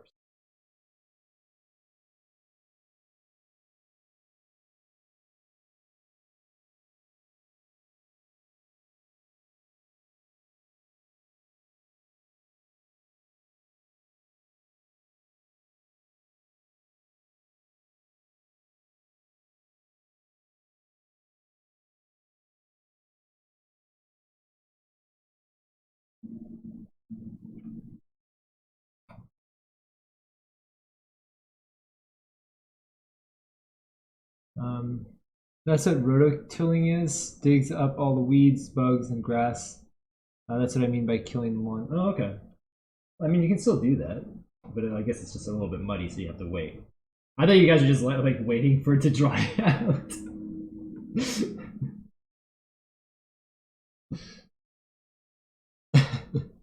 Nice, yeah.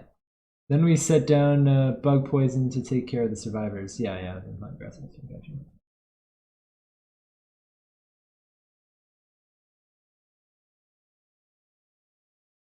I see now. I can see clearly now. The rain is gone. But in your case, the rain has come. So that doesn't really work now, does it?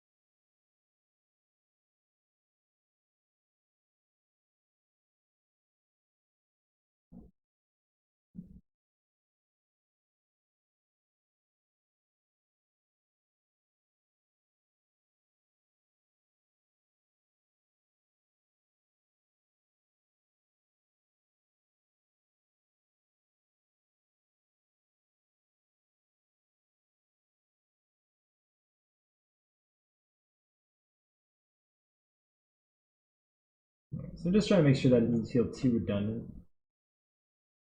I'm not 100% sure how I feel about this, but I think it'll look okay. Just to have a little bit of kind of like texture to the surface. You know? Hey, Flash Steps. Going alright. We're just chipping away, chugging along, carrying on with what we gotta do. I'm analyzing the new Arcanite OST. Oh man. You must be having a blast.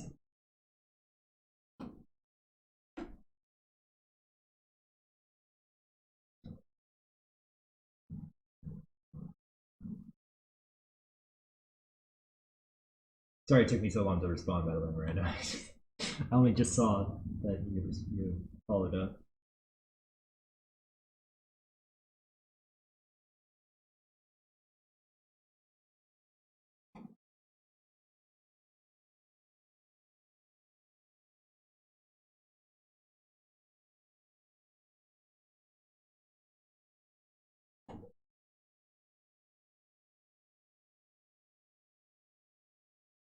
So you're gonna make some Arcanite style music?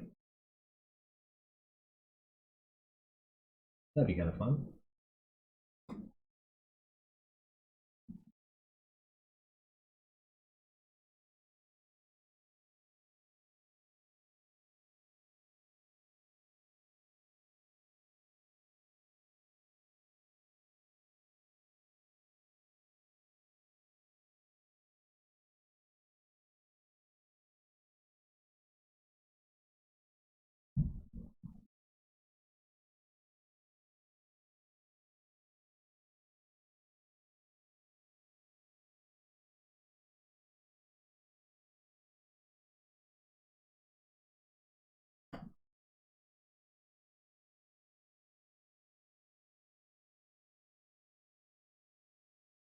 Load your 2D models in ArtStation? Well, thank you.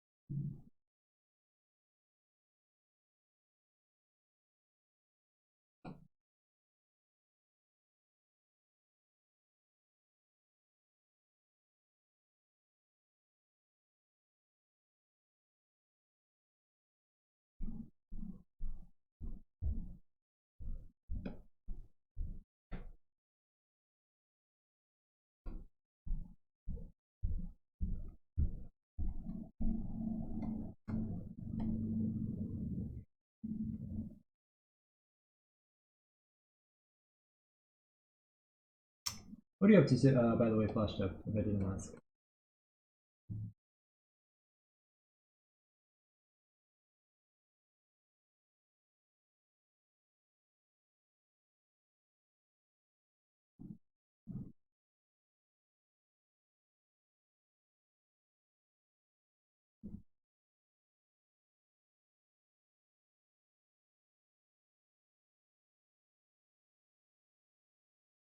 I think my goal for the last bit of stream is just to kind of finish this up and do some touches on the hair.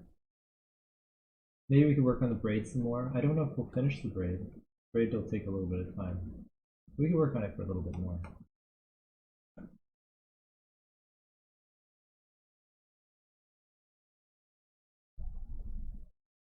Do you work as a freelance? I used to work as a freelance, but I'm currently working for a company. Yeah. I was about to work on some Ken Suiji Mori art. What is that?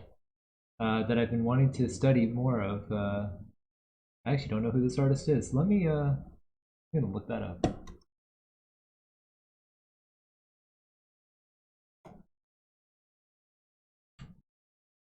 Oh, Pokemon.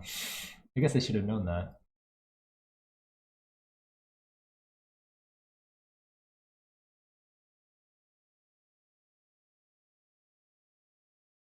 Uh,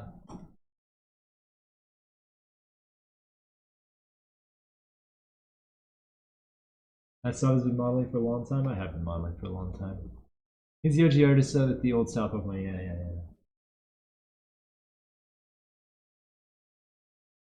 Yeah, very nice art. I kind of like the watercolory feel of it.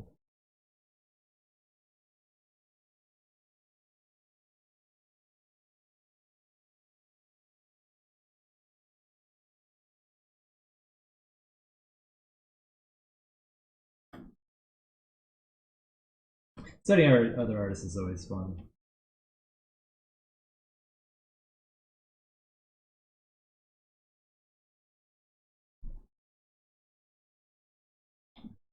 That's exactly why I want to study his artwork. Yeah, that's fair.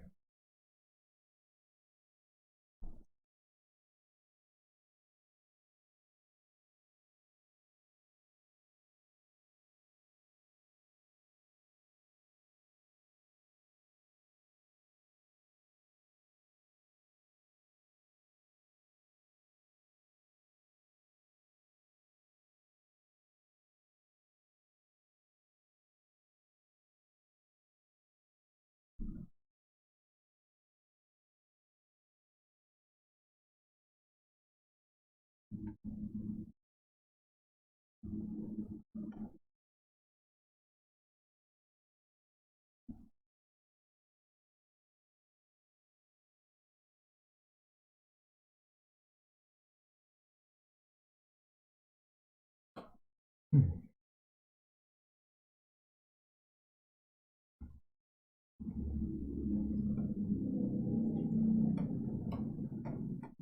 still want to break this up a little bit more.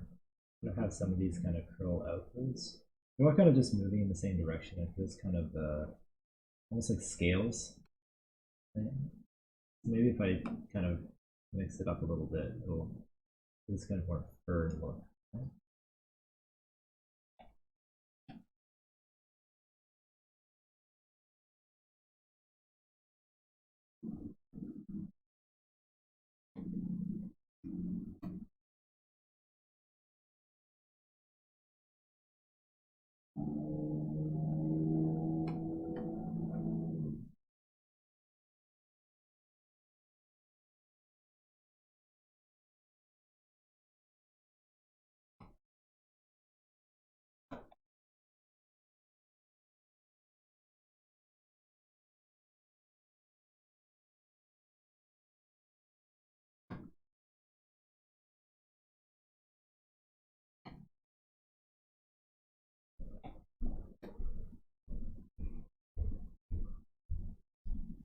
And if we want at the very end of stream too, I can look at anyone's models that they're working on for the workshop.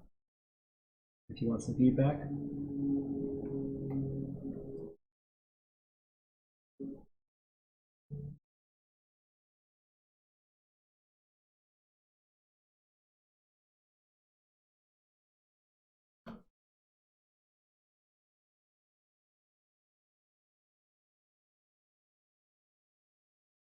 Tempting.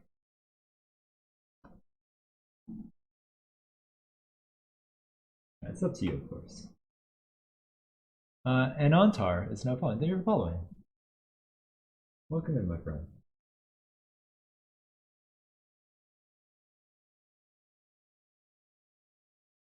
I think I can share mine now. Awesome. All right. So I'll designate the last half hour or hour of the stream to that.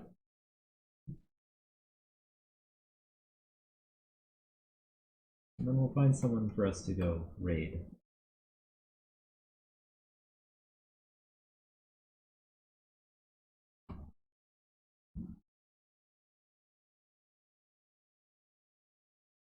We'll also be grabbing some tea, like I said earlier. Oh, that's feeling a lot better. It's feeling a lot better. Yeah. Of course, the part that I liked you can't see, so I'm gonna have to make sure that I make the rest of it look like that. That's always annoying, isn't it? It's like, oh man, I did all this stuff and this looks really cool, and oh, you can't see it. That's okay.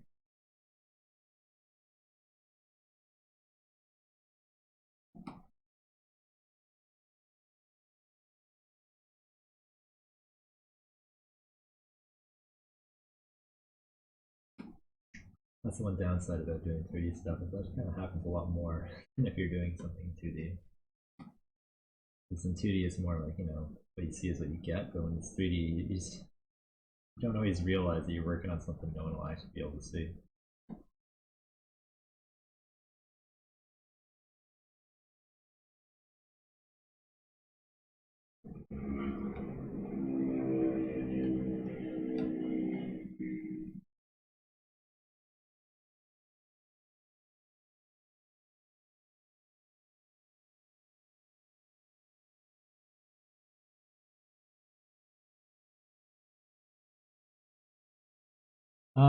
Whatever you prefer, Ike. Whatever kind of feedback you prefer, right? I can draw over it for sure. I can also give Sculpt.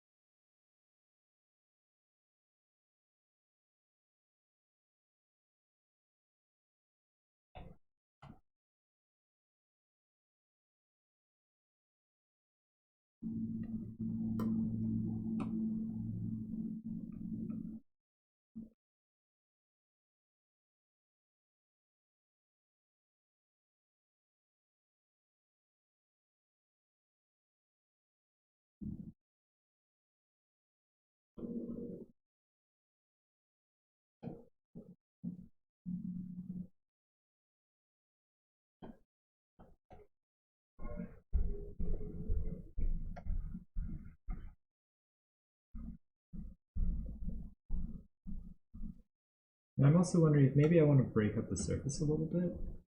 Maybe just have a little bit of just like a little bit of the tufts kind of playing off the tip here.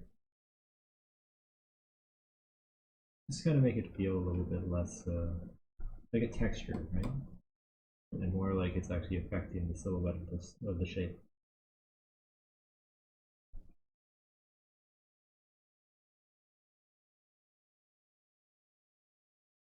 I don't want to do too much because then it's going to create this really wacky geometry.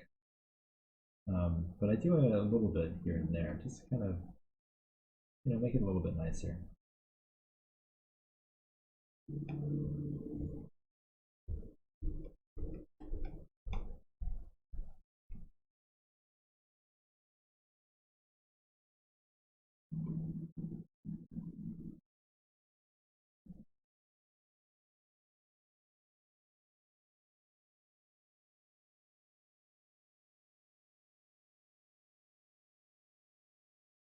Yeah, that feels better already.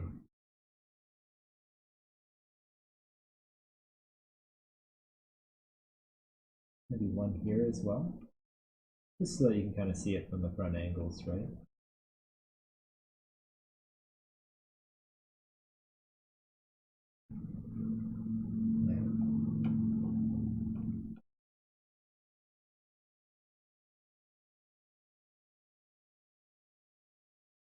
Yeah, that helps get the vibes that I'm looking for.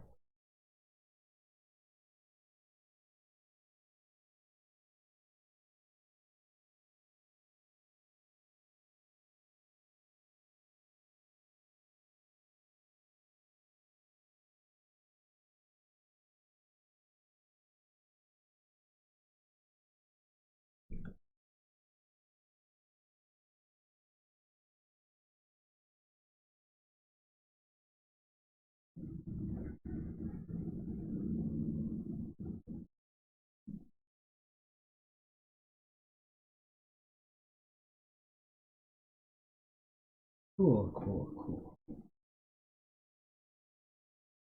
Alright guys, give me a minute. I'm gonna go grab some tea real quick and I'll be right back. Oh, Tim, thank you for the raid. I was just about to grab some tea, but how was your stream? I hope you had a good one. How's the game dev going? Or were you up to something else today? Welcome in, turtles.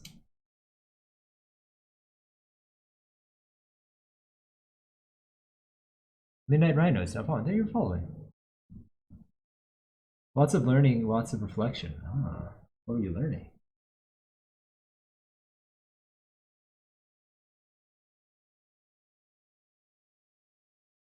Crazy Mac. Good modeling, thank you. Thank you for the follow as well.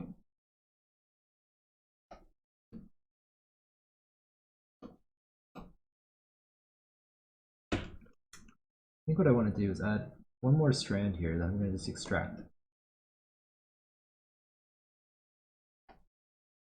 That is too much extraction. Let's just tone that down a little. That's better.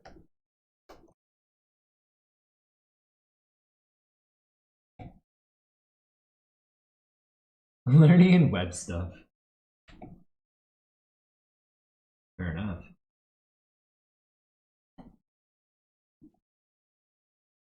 Reflecting on my business efforts in April. Oh?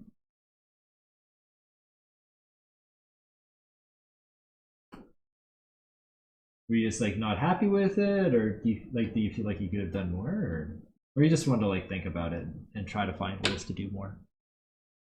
Is the mouth good with gap? Yeah, it'll be fine. Yeah. The ambient occlusion will need some cleanup, but I'd rather this than have it too open. I just want it so that it's not touching the top and bottom. As long as they're not touching, I can do something. If I was working on something lower poly, then it would become more of an issue. But the higher poly the model is, the less of an issue it is, because the mesh that is getting baked to, is already very close to the high res, right? And I tend to clean some stuff in the texture a little bit, but I'd rather clean up the texture a little bit than have the mouth really open, because it's just distracting to work on. All I want is just slightly ajar. You can do it bigger if you want. I just prefer it this way.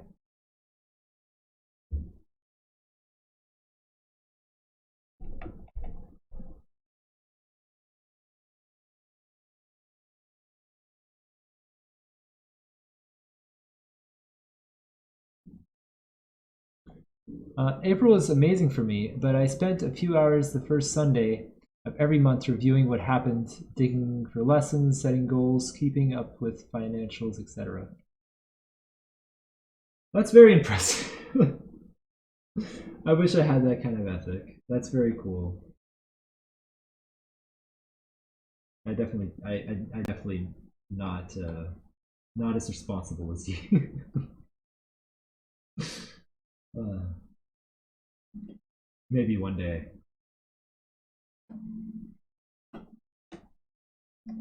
That would be a cool thing to be doing.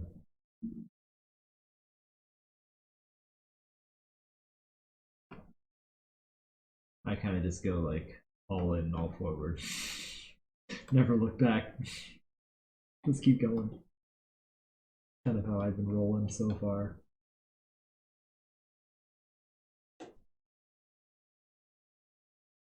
It'll bite me eventually, I'm sure.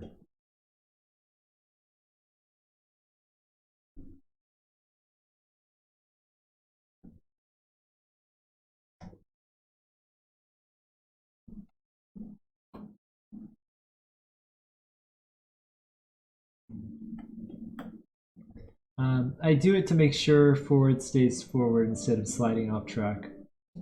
Whoops.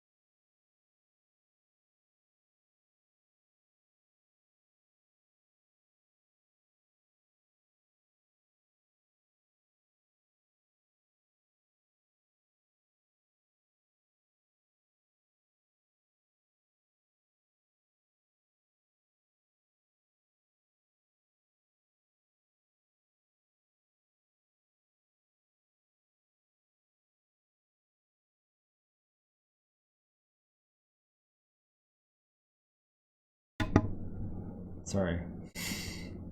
My headphones died. We're back.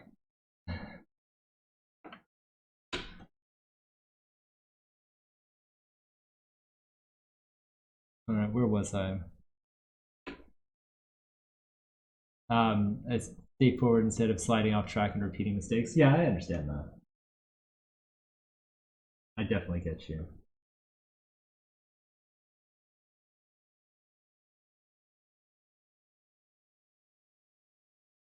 I've been working on a model for a school project. Funny thing is that my professor simply said, you have to make a character in 3D, make the retopologize texture in Substance Painter, rigging in Maya.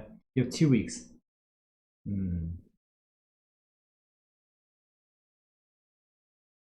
Well, they're not going to get anything good. I like. It's doable. It is doable, but you're not going to get something super high quality. It depends on what you want in 2 weeks. Yeah, you can get something decent, but it won't be polished.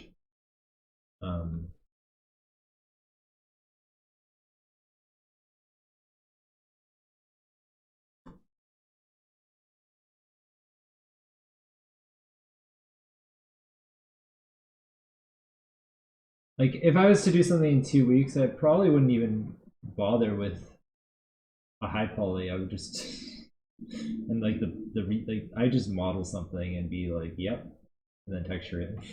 Be like, yep, here you go. You'll not pull off a stuff and make an amazing. Oh my god.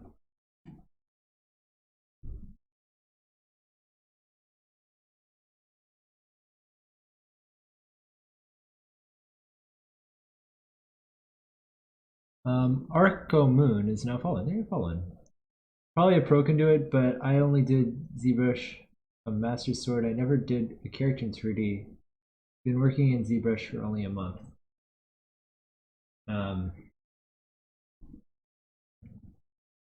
What kind of school are you going to? Why would they ask all this stuff if they've just barely taught you the tools?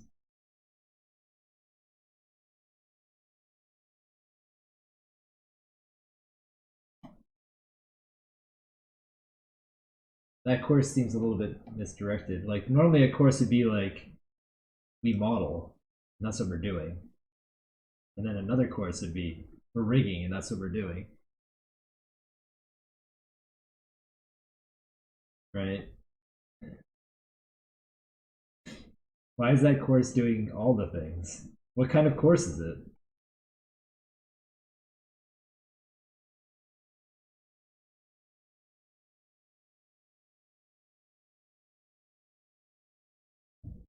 School, yeah. I'm not a fan. I mean, I can't say that it sucks. It's just not for me, I guess.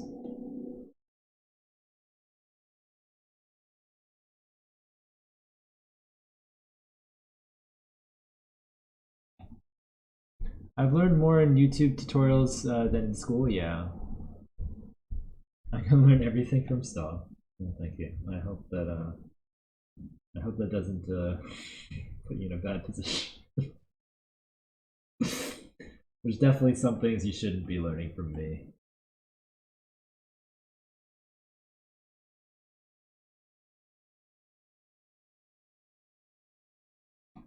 But I'll do my best not to let you down.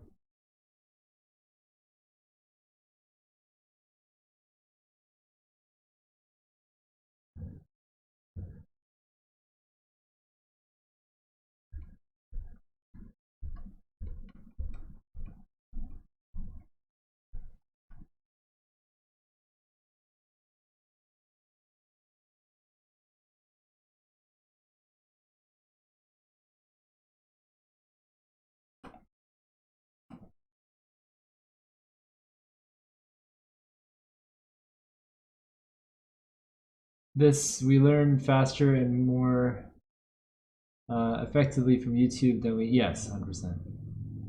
We don't need school. We got stuff.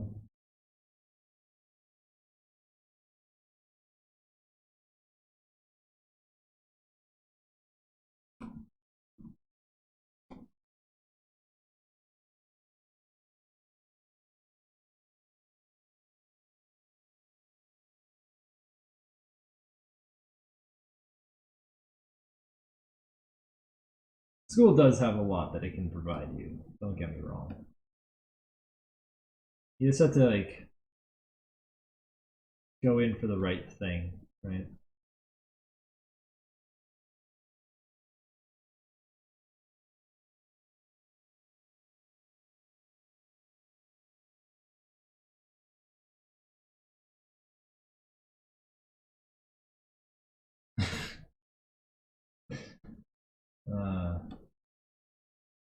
It's interesting that you make that distinction, Cable.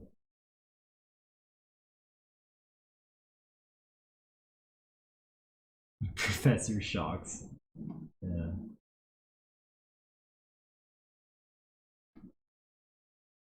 Dr. Shock. No, they're not. That's why I say it's interesting that you make that distinction.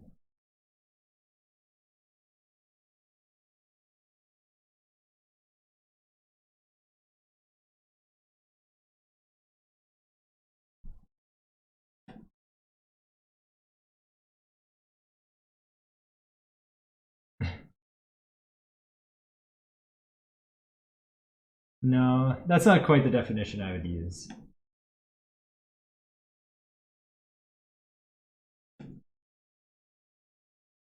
It's more of a persona than me, you know?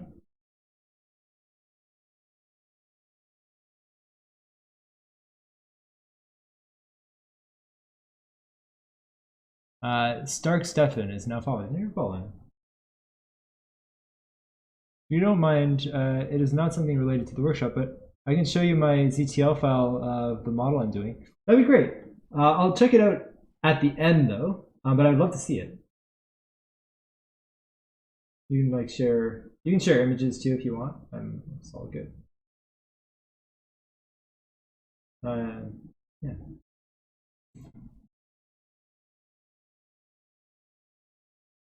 How are you doing, Stark Stefan?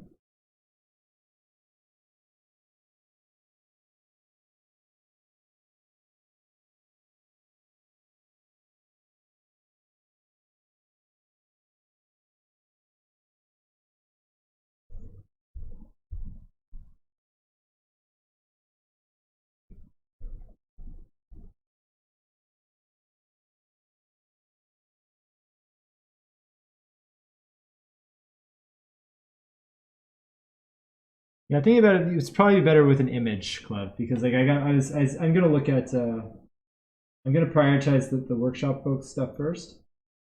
I don't know if I'll have time to like download and check out everything, but images I can quickly look at.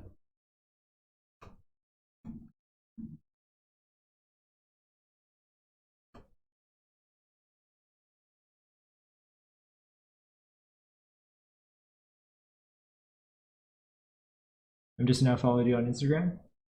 Well, thank you. I hope you enjoy the Instagram. My Instagram's a mess. All my social media's a mess, actually. I'm trying to clean it up. Getting there. Getting there. It'll take a while.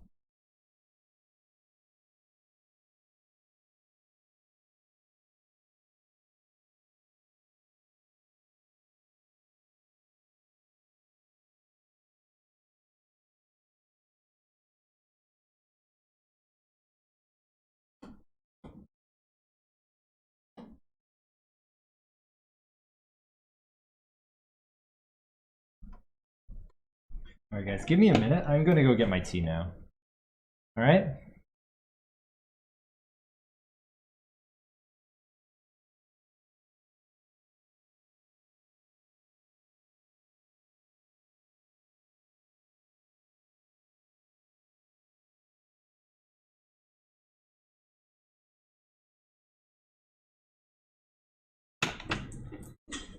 Enjoy all this cool art.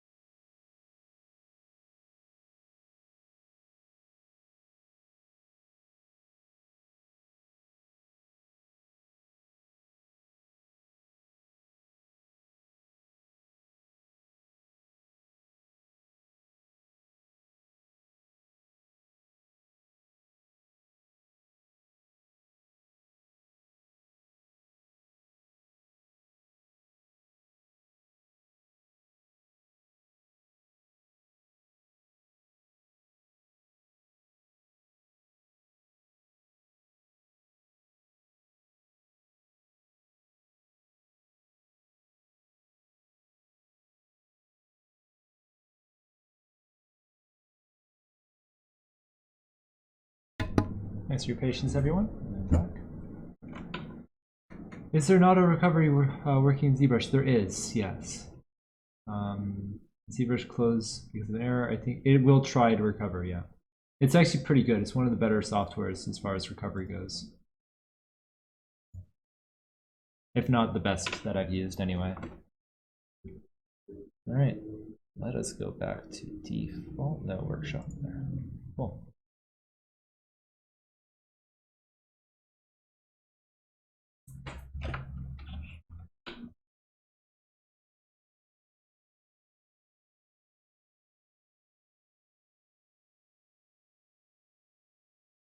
It's still not perfect though. Nothing can be perfect, right? You can't catch all, but it's I wouldn't expect anything better.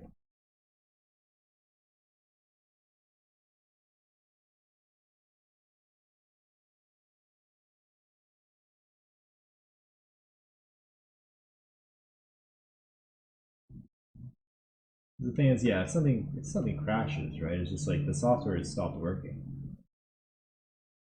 and the fact that it can recover anything at all is impressive, right?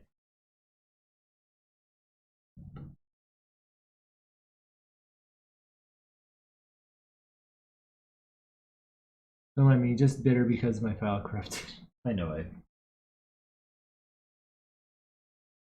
You gotta save backups. You gotta save backups. I just don't know why your quick saves were also corrupted. That one is a little bit weird to me.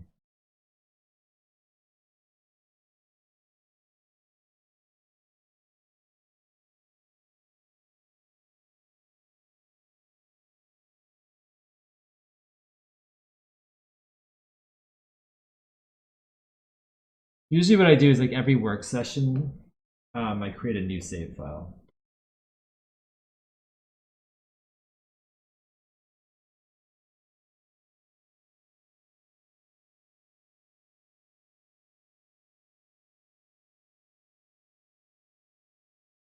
I don't have symmetry on. That's great. Oh well, too late.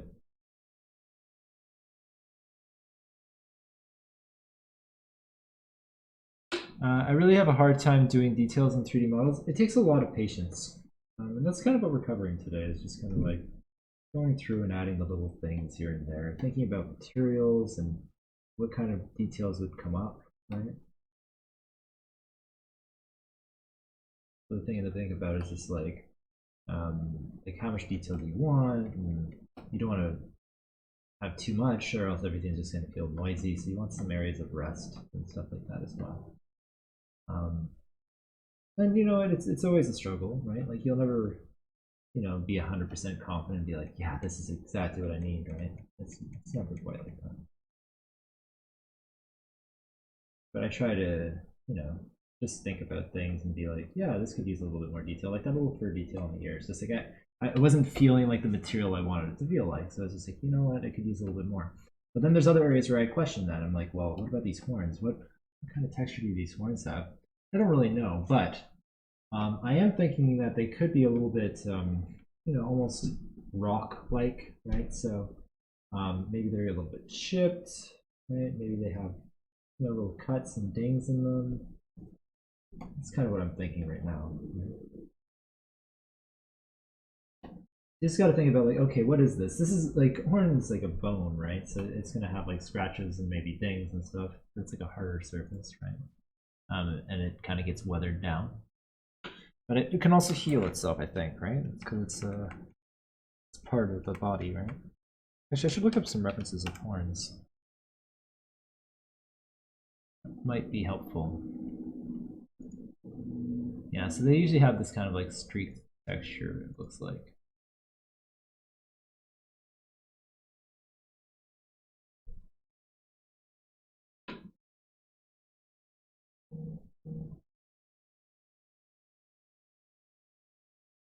Kind of this rimming.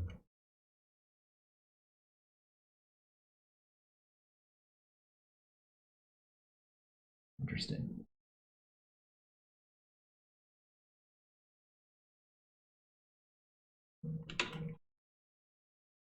Hey, Sins. Just working on, detailing up this model a little bit. We're getting there. Thinking I kind of want to add a little bit of texture to this. I don't want to add too much, but I do want to add something. Maybe some sort of rimming on the edges, right?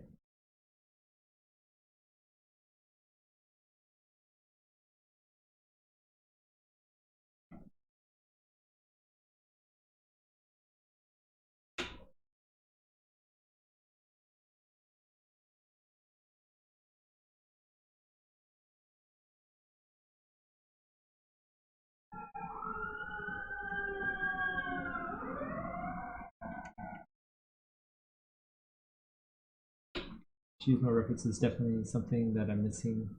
Is using more references? Yeah. What the F? Don't worry. Don't worry, Cable, everything is fine.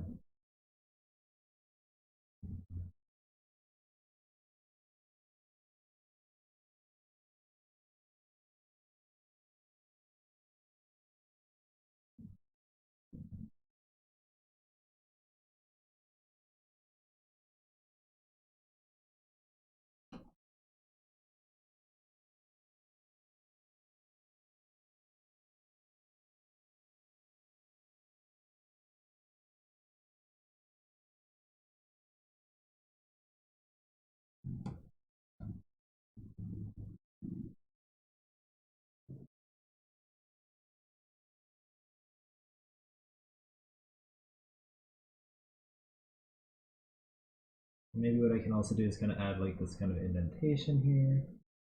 But there's kind of like, so it's the kind of interesting groove. That's not really part of any of the references I'm seeing, but I kind of, when I drew out the initial concept, I thought that might look kind of neat if they had this kind of plane break on the interior of the horn, right? And I'm just kind of framing it with these kind of like groove details, you know?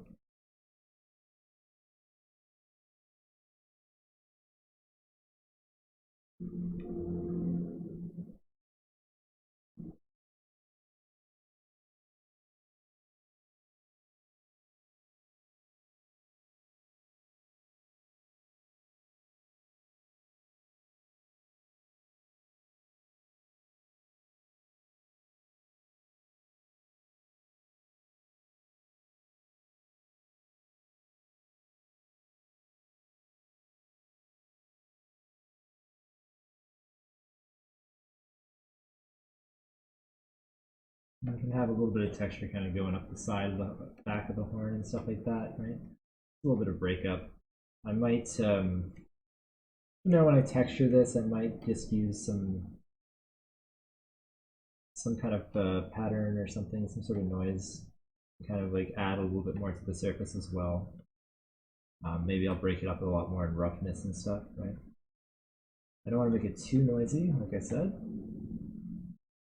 but I do want to add a little bit of, a little bit of stuff. Maybe I could have a little bit of, a little bit of this kind of rimming, kind of like a goat horn almost.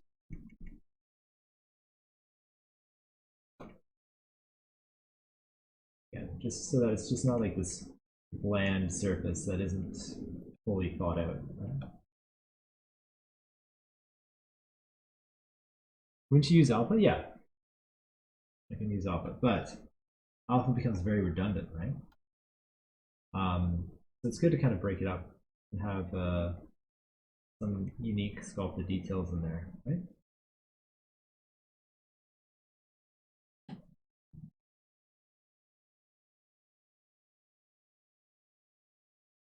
And I don't want to cover this whole surface with texture, I don't think, because I think that'll look a little bit noisy for the look I'm going for. Right? I don't want it to look super noisy and busy. I kind of want it to have just a little bit of a detailed, right? And just not be all over the place. And I'm experimenting a little bit as well, I'll be honest. Like maybe it would have been better if I just used the same kind of texture all over it. But I kind of want to see what it would look like. And I kind of took like this kind of painterly approach where you kind of only emphasize a few of the details and then it kind of fills in the rest, you know? That's kind of what's going through my mind right now when I'm making these details. Because yeah, like again, maybe I should have just used an alpha and just had the same kind of like interesting, like kind of rimming or scaly kind of looking pattern going along the whole thing. And maybe not. Who knows? You never really know. The whole thing about creating a piece of work is you never really know what the right choice was. You just come to a conclusion and you take it.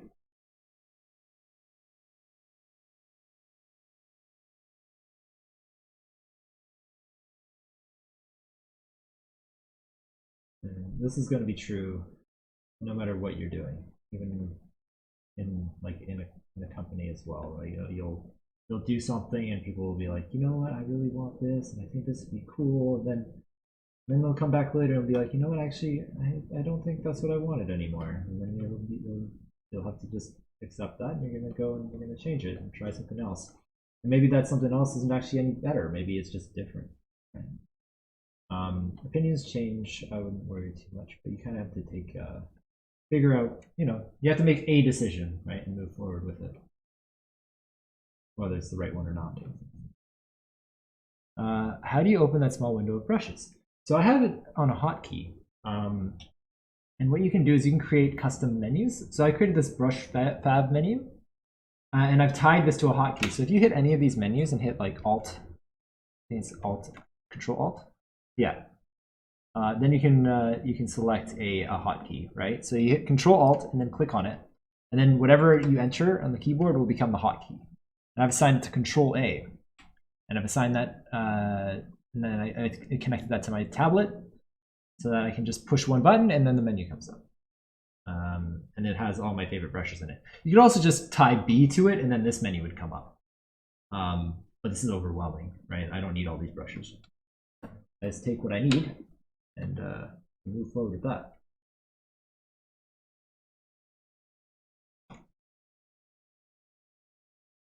Oh, and also to create a custom menu, you have to go into Preferences, Custom UI. Oh, sorry.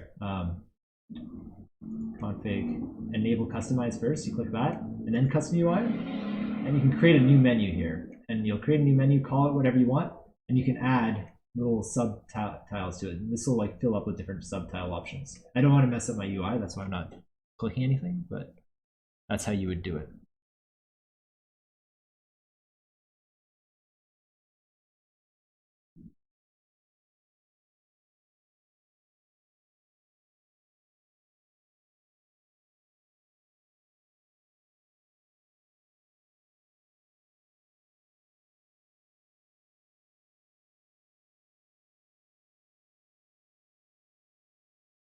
I use B and have some hotkeys 1 to 6, like damn standard. Okay, yeah.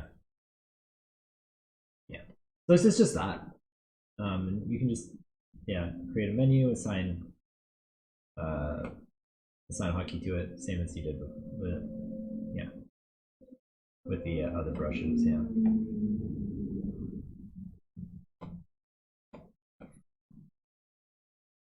Okay, well, was that a good enough answer for you? I hope it was.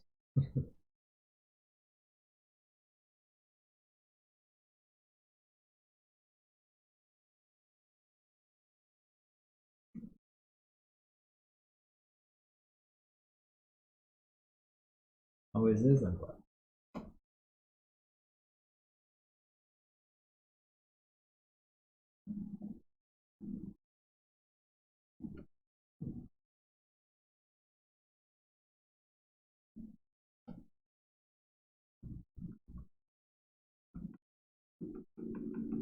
Adding a little bit of texture to the interior here.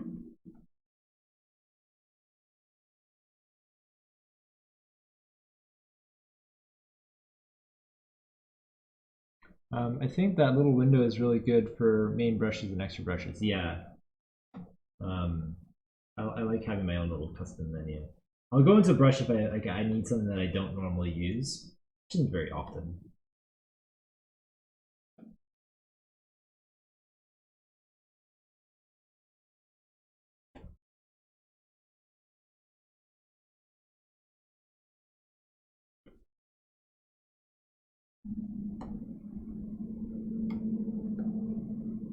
Are you going to bake all the objects offsetted from the mesh?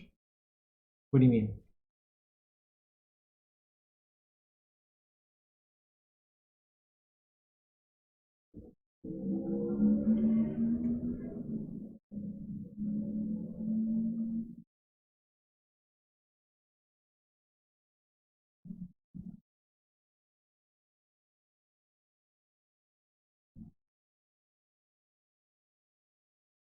Are you going to move them away from the original position so it don't create artifacts? Yes, but I'm going to do that in Marmoset. I'm going to export it all in place, and then I'm going to move it in Marmoset.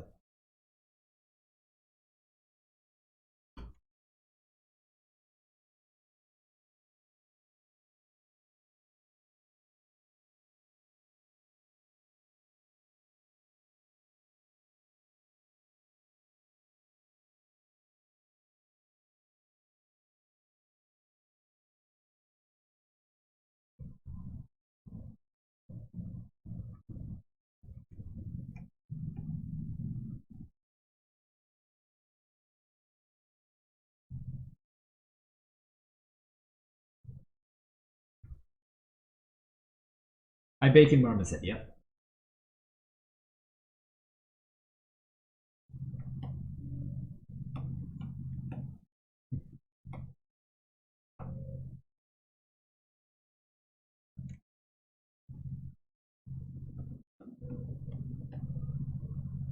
Is substance that bad for baking? No, I just don't really know how to use it. And I like the control that I get in Marmoset, so I never really used substance. You could bake in substance if you want. And I'll be showing you how to work with Marmoset for baking. That's what I know, and that's what I use, and that's what I like.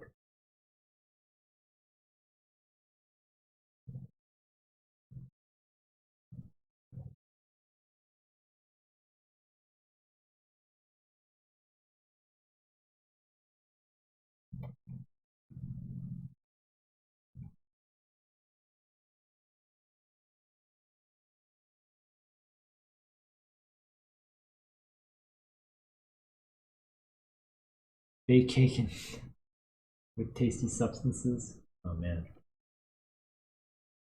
delicious. Nimrod said, "Whatever you do, don't bake in substance. I always thought it was bad." Well, you know, I don't.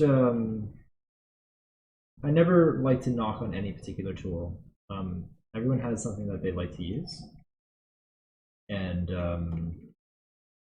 and I would just use what works for you.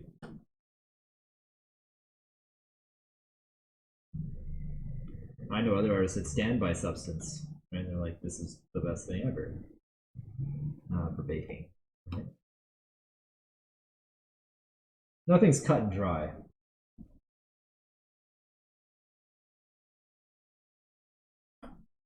Details on the horns are getting really sexy. Thank you. I have to be careful not to go too detailed. It might clash with the rest of the look. But I do want to have a little bit of breakup. Visual interest, right?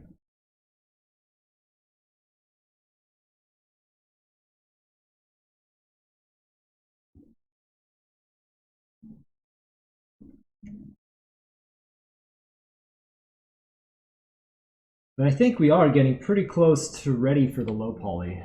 Pretty close. There's still stuff to do. And I'll be spending a couple more nights on this. I'm thinking, yeah, again, I'm going to have to do the scales and stuff on the arms. That's probably going to be the most time-consuming thing. I think once that is done, and the tail, will be pretty good to go.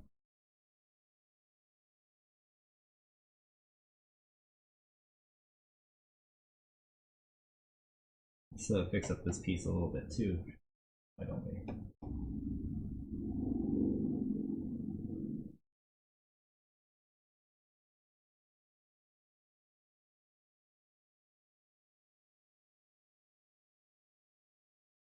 And I'll go on for another few minutes. I was gonna talk. Maybe I'll just spend like a couple moments on the ponytail or the braid, just to talk about it a little bit because I did talk about it off stream or like on a non-recorded stream, but I do want to like also bring it up with everyone here. Um, but I'm not going to go too far with it because it is something that takes a lot of time and patience, and it's not fun to watch.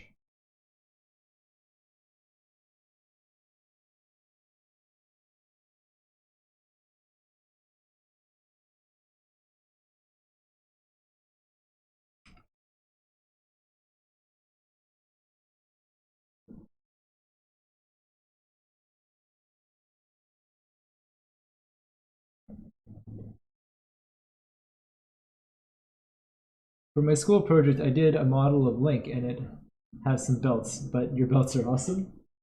I'm glad you like the belts. They're very simple, actually. You're following along with the videos, right? I do cover how I made the belts in a video.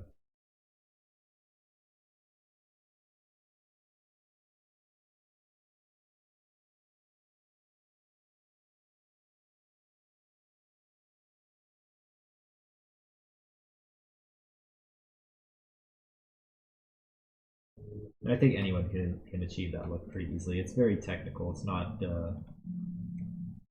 not artistically intensive.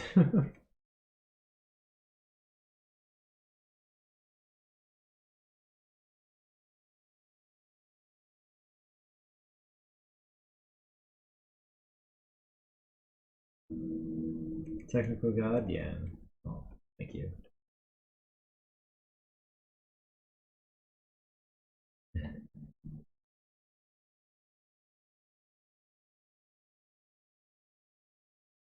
I'm at week 3 of the videos. Okay. Yeah, I'll get to belts in those videos. I don't think I've missed any of the uploads. I think everything that we've done so far should be up. I hope.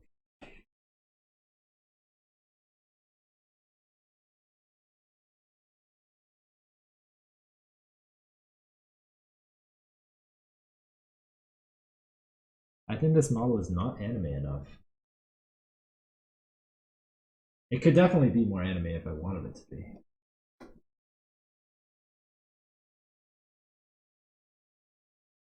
But we ended up deciding not to go that route.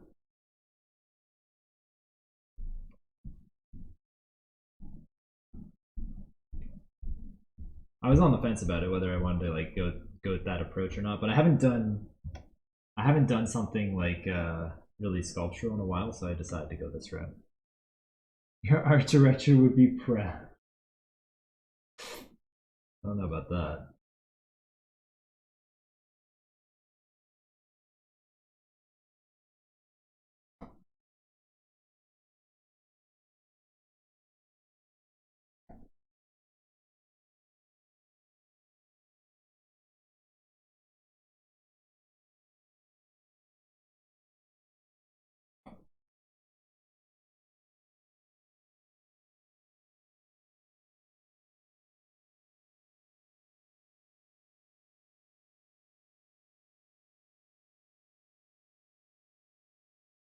I asked before if you cover retopology in your YouTube videos because I have to know now. Oh yeah, no.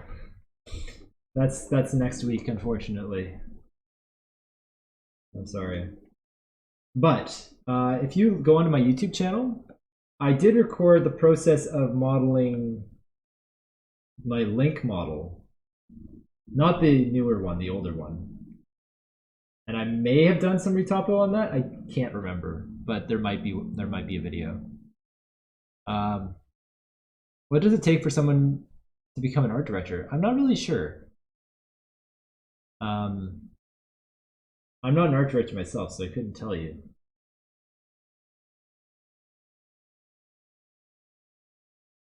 But I think it does have to do with some with experience, right? And you have to have some sort of vision.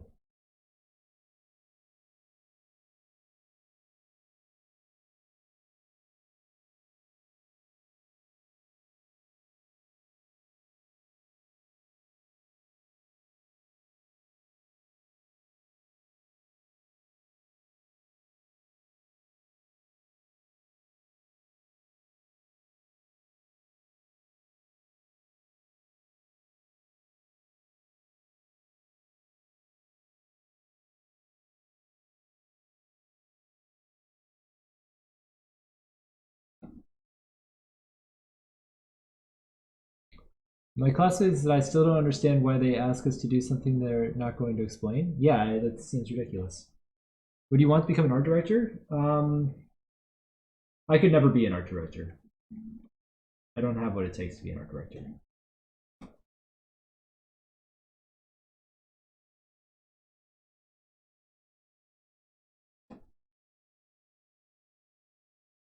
This is not something that's kind of like you know, it's not something that I'm kind of like aiming for.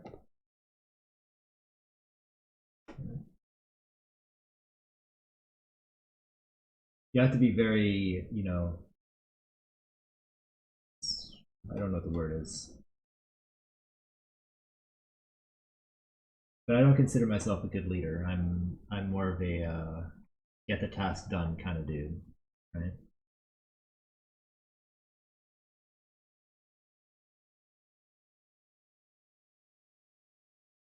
Art director is my dream. Well, you can definitely achieve it. The thing about being an art director is you have to you have to have a vision, you have to be a strong leader, and you have to know what you want, and you have to be confident enough to kind of fight for that. I finished this year course. I'm going to take my time watching all your YouTube videos in the summer to learn what I did not learn in school. I'm sorry it has to be that way.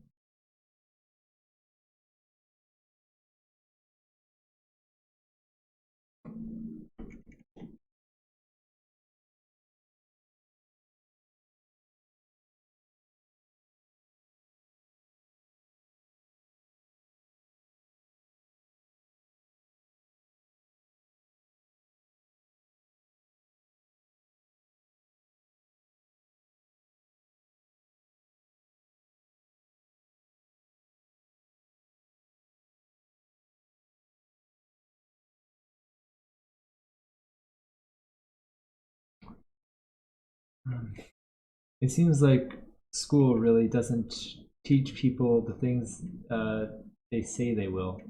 No, I don't I don't want to bash on anything because I don't know how to make it better. Um, but I do feel like there's a little bit of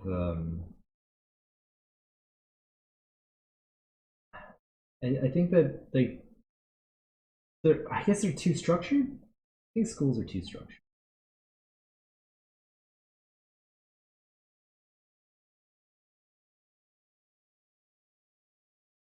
They weren't built. They weren't designed to teach um, creativity, right? They're there to teach technical skills. So if you try to go to school for some sort of art, it's a very hard thing to teach, and you can't really create a good structure that works for everyone. Everyone has different things that they struggle with, and different things that they need to learn at different times. Whereas if it's something like math, like math is math. There's a very clear way to teach it. Um, it's always the same, consistent.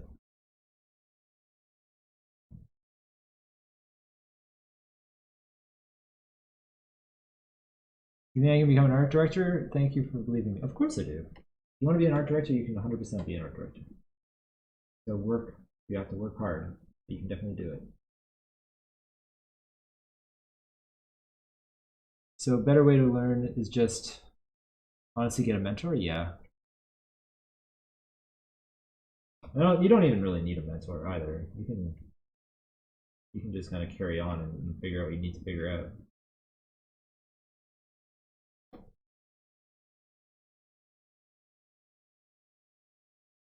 You know?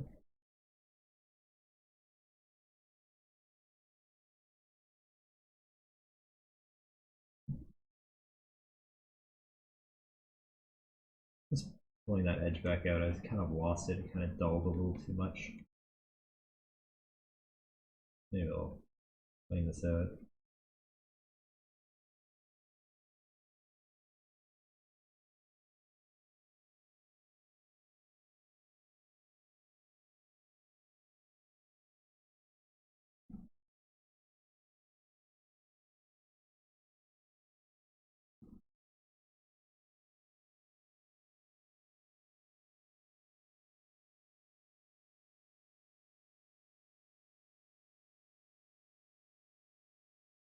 That's kind of neat.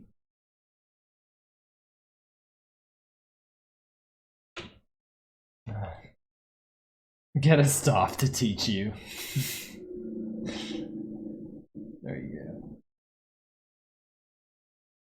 I'm 25 and I'm still in school. I feel like I'm just wasting my time and I'm a little closer to getting an impression. Well, you know what? I don't think it matters whether you're in school or not to have that feeling.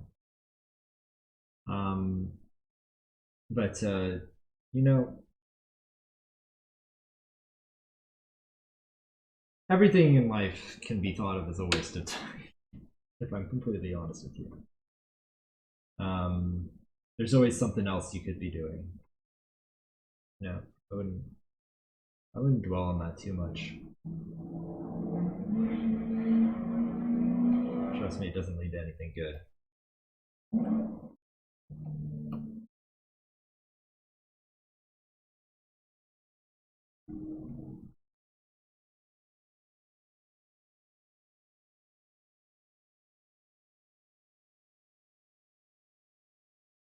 It feels old, man.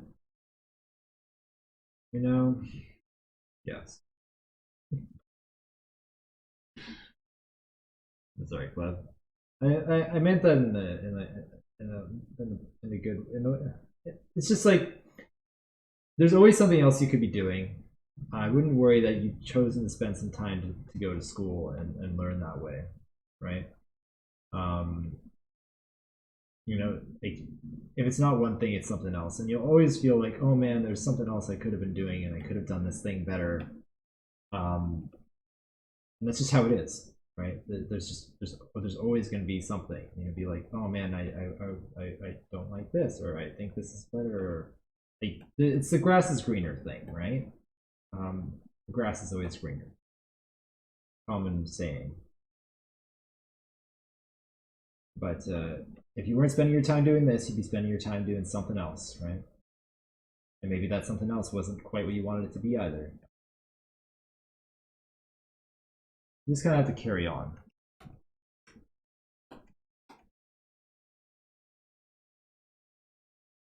Learning is a lifelong thing. You'll never get out of the loop. You just get better. I realize I haven't drank any of my tea yet. Oh.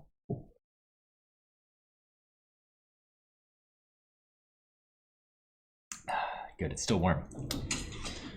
Hold on, I'm pouring myself some water too because I feel a little dehydrated.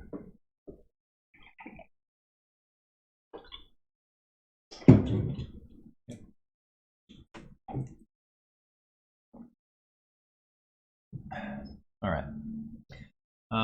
Never gonna. You just get better at how much you learn and how much you understand what you're learning. That's an interesting way to look.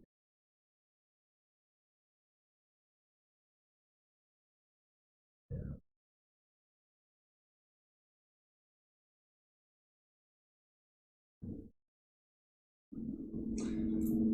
So, Cleb, does that mean you were learning something else first, and you kind of like changed gears afterwards? I forget how old you are when you graduate. Um, just don't waste 10 hours a day playing games, and you're solid. You know, you say that, but sometimes I feel like that's what I should be doing. I'd be a little bit happier.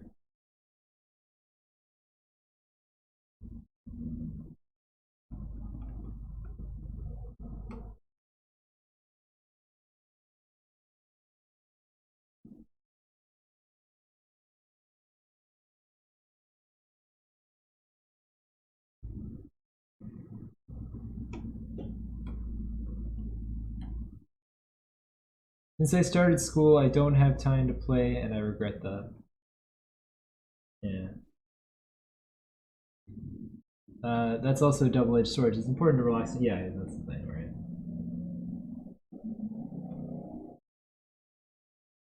right? I say that, but then I see myself with League of Legends open, pressing Alt Tab every time I die to keep modeling while I respawn. Oh man. That's intense, dude. I don't think. Oh. I've done that with Overwatch a couple times, I guess.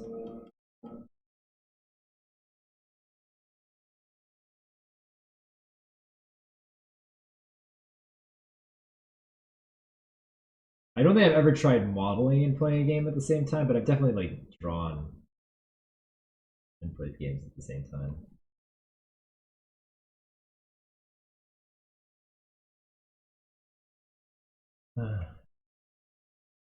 Don't be like me where when I'm resting, I'm still thinking I need to be productive. Yeah, that's kind of the nature of it, isn't it? I think we all kind of do that. I'm that intense. Nice. I've uploaded the ZTL2 into the Google Drive. Awesome. I'll have a look in a minute.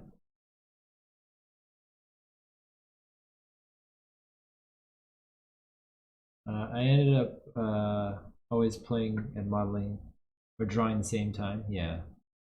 If I win, I get happy, or for that, if I die a lot, I get happy because I get to work on my. It's fucking win either way. There you go.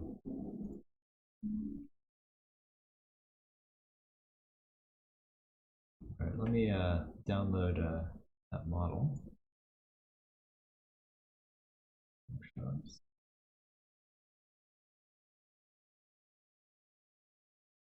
My files. No, not my files. Mission files. Teld. April 26th. Wait. Are you sure it's uploaded? Tell them. It says it was uploaded on the 26th.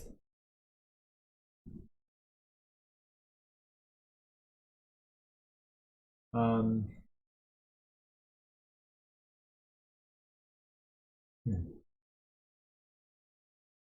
Just did it? Maybe it's not updating.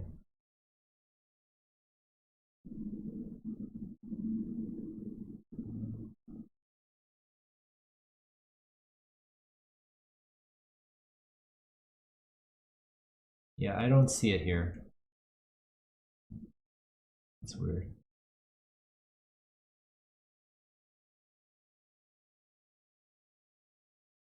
Ike, you also uploaded yours? I'll see if yours came up.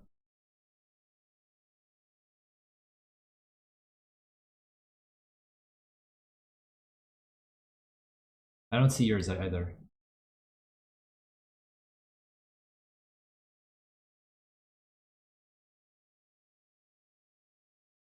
There's one on the 27th. We are the 2nd of May now.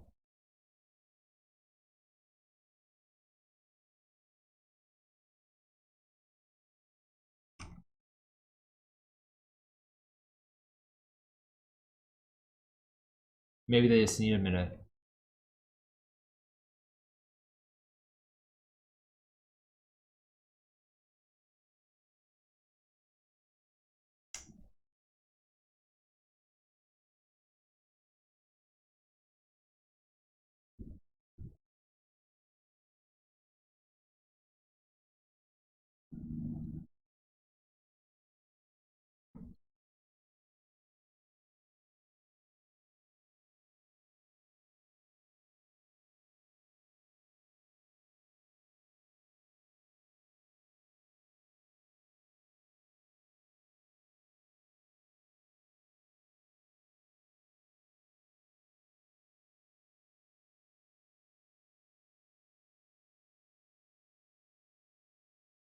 Still waiting. Hold on. Is it up yet? Still nothing. Do I need to like reopen Google Drive or something?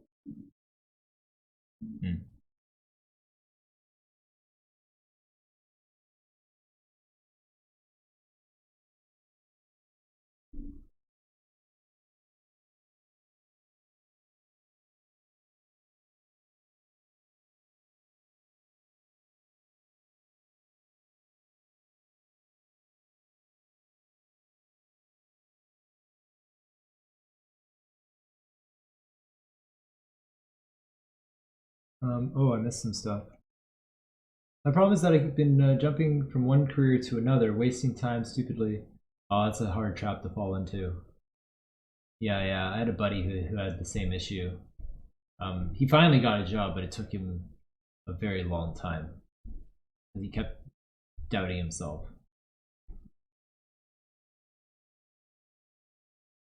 Yeah. I did refresh the page. Lockout closed 2. Alright, I'll have one more look. Hold on.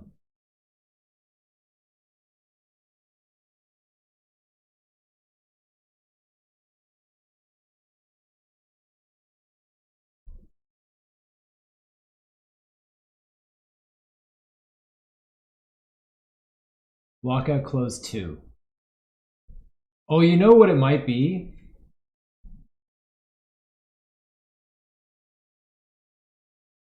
It's not like, it's not when the file was uploaded, it's when it was modified. So it says 27th, but it's actually just been uploaded now. Or Google's just being stupid. There is a Chloe block close 02.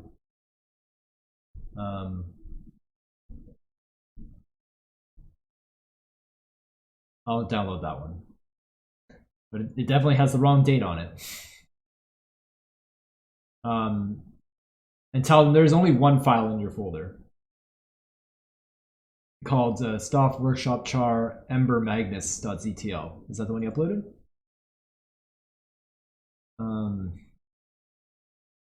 I enjoy watching other people's work. It is fun. That's the latest upload. Why is the date wrong? Google, how dare you? How dare you do this to me? If anything, if someone appeals to you, steal like an artist and figure out what that thing is. Oh yeah, and use that to influence you. Yeah, 100%. Meta you too? Same. Yeah. Hey Joe. On that lurk life while I export some sprite sheets and get these boys popping the Unity. Nice. Excited to see this sculpt? Yeah, we're getting there. I'll show you what she's looking like. There she is. We're pretty much done the high poly now. There's a little bit more to do. So next weekend I want us to get to doing the retopo. If you allow me a weeby analogy, but if you had the Sharingan, you'd be hyped when you see people with skills ahead of yours. You get to adapt the skill into your style and on the fly. I don't know what that means. Good weeby analogy. Looking spicy? Thank you. Thank you very much.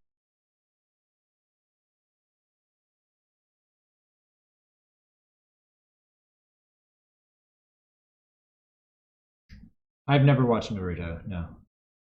I was considering it, but it's just so long. It's like, I don't, when am I gonna do that?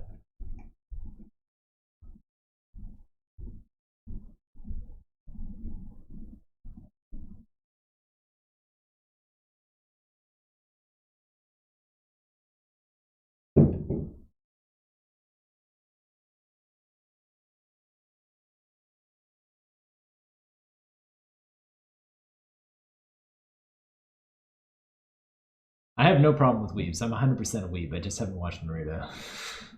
It's an optical technique that allows the ninja to instantly copy the skill. Oh, okay. Yeah.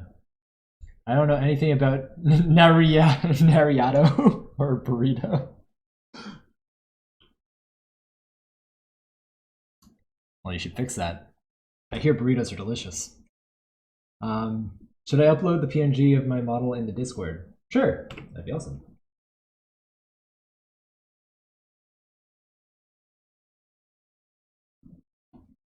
You can also post a link in chat too if you like.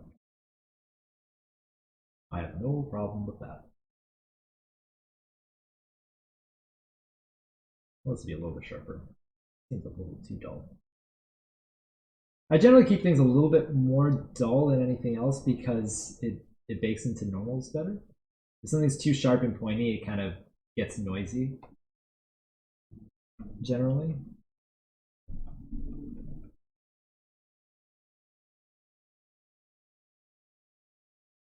At least I think it does.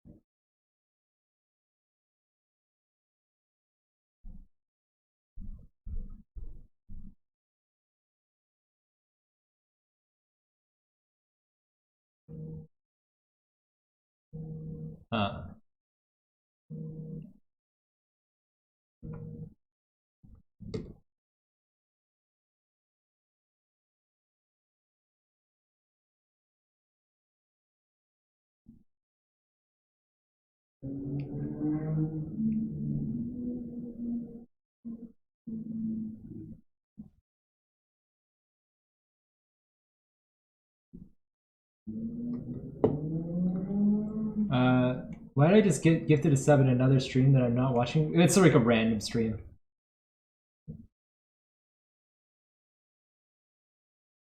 Or like a random gift, I guess.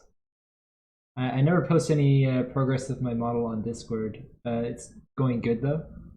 Awesome. Yeah, you don't feel like you have to post images if you don't feel like it.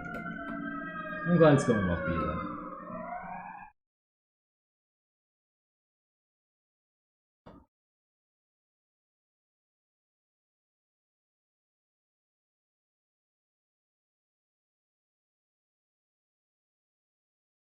Let the art police? They'll never find me. Don't worry about it.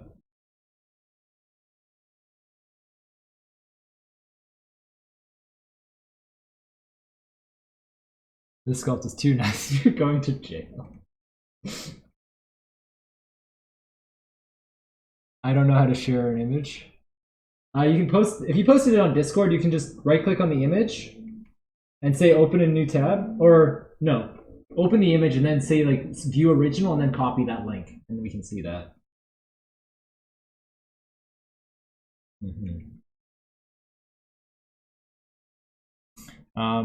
We'll take some screenshots now so you can give me some feedback at the end of the stream. Sure, that sounds cool to me.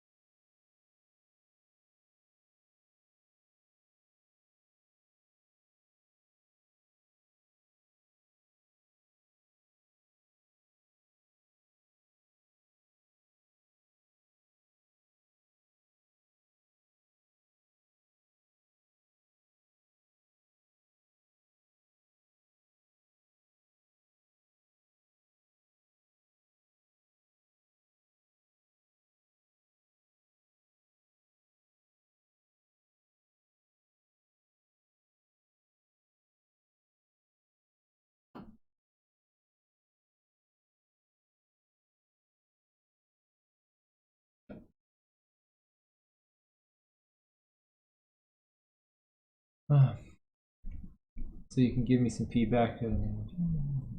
Like that? Yeah, exactly.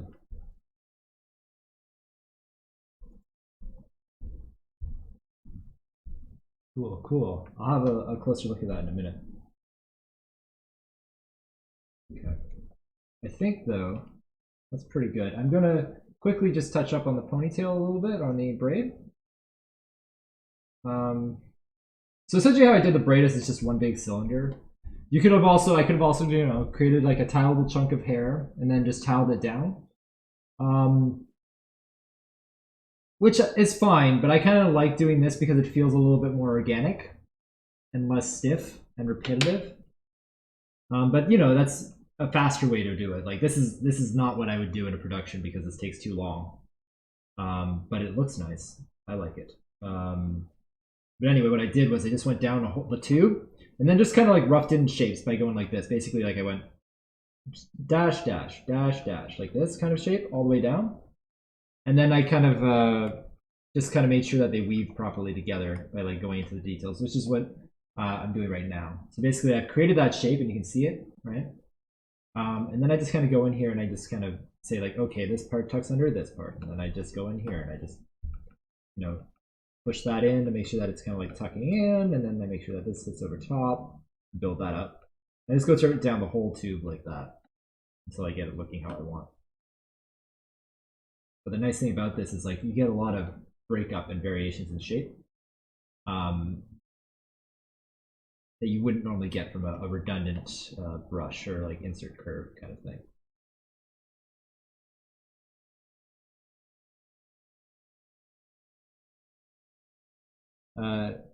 Should I take the screenshot with or without symmetry on?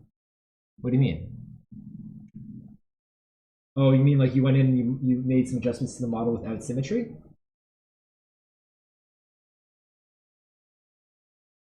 Oh, perspective. I would put it with perspective.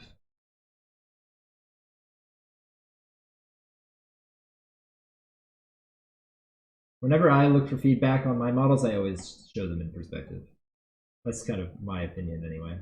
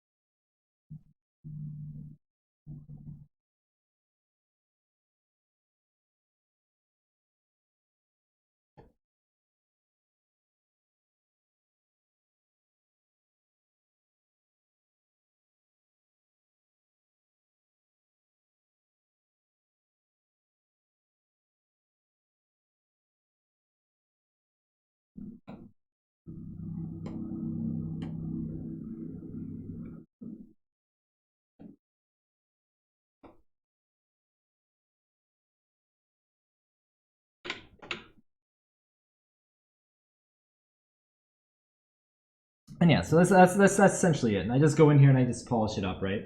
Make sure that you kind of look around the whole way too, right? To figure out, okay, so this piece tucks under that piece and then comes over and around and then wraps over top and then tucks into that piece, right? That's, and this isn't realistically how a braid would work. This is kind of, you know, it's a kind of an aesthetic, like kind of an interpretation, I guess, right? It's not, yeah. I didn't go and say like, oh yeah, this is exactly how this braid goes under this braid. It's more just making it feel like it's kind of like wrapping and digging and tucking into the next piece, right? Because like if you were really to pick this apart, you'd be like, okay, where does this piece go, right? And it's just like, well, this piece would go out back here somewhere, right? And then it'd be like, oh well, it has to come out there, and that's not what I'm doing. Yeah. And also you kind of get this nice little graphical feel, right? It's more of what I'm going for than actual like realistic how the hair would tuck it and around each other, which is also a reason why it's nice that I sculpt it as opposed to just using a like a brush or like modeling it, right? Because now it's just it's like a simplified version of what it actually is.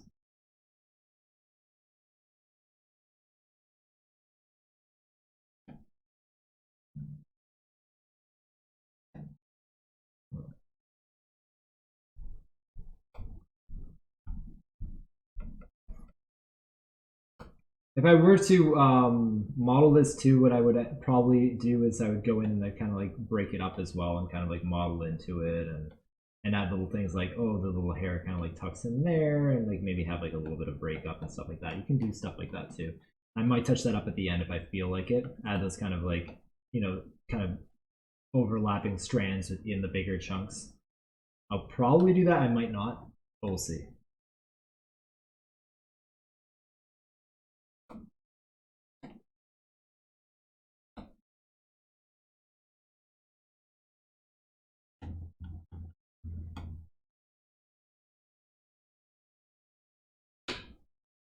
It started as a cylinder. Yep, started as a cylinder.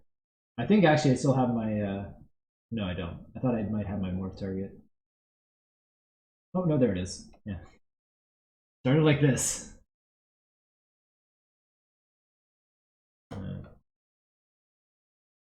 I moved it later, so that's why it doesn't line up anymore. But it was a tube once.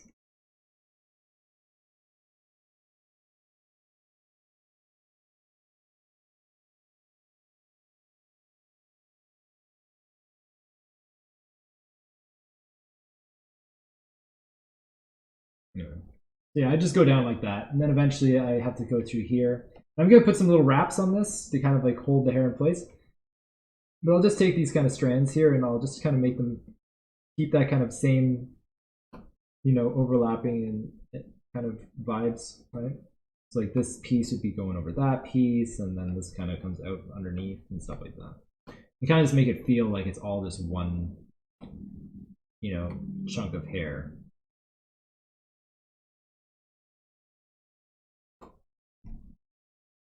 I kind of want it to taper a little bit. Frederick is now following. There you're following. Realistically, a braid wouldn't taper all that much, but I do want to have a little bit of taper at the end here, just so that it just feels a little bit more visually interesting.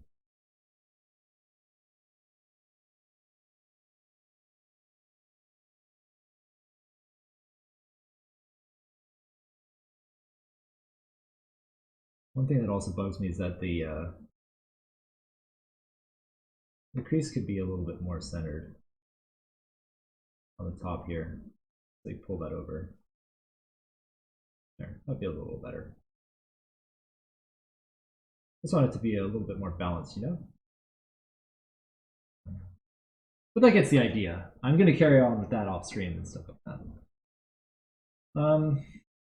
Yeah, I think that covers it for today as far as like the actual what I'll be doing on stream. I'll have a look at everyone's models and stuff too. But we've covered a little bit of stuff. I'm glad that I actually found some stuff that I could talk about. I was a bit worried because I did end up pushing the retop wood next week because I just couldn't get all the detailing done. But covering a little bit of this I hope was helpful. I'm gonna quick save this. Actually, I'm gonna hide my screen again for a second. I'm gonna properly save this before we look at other people's files. There we go.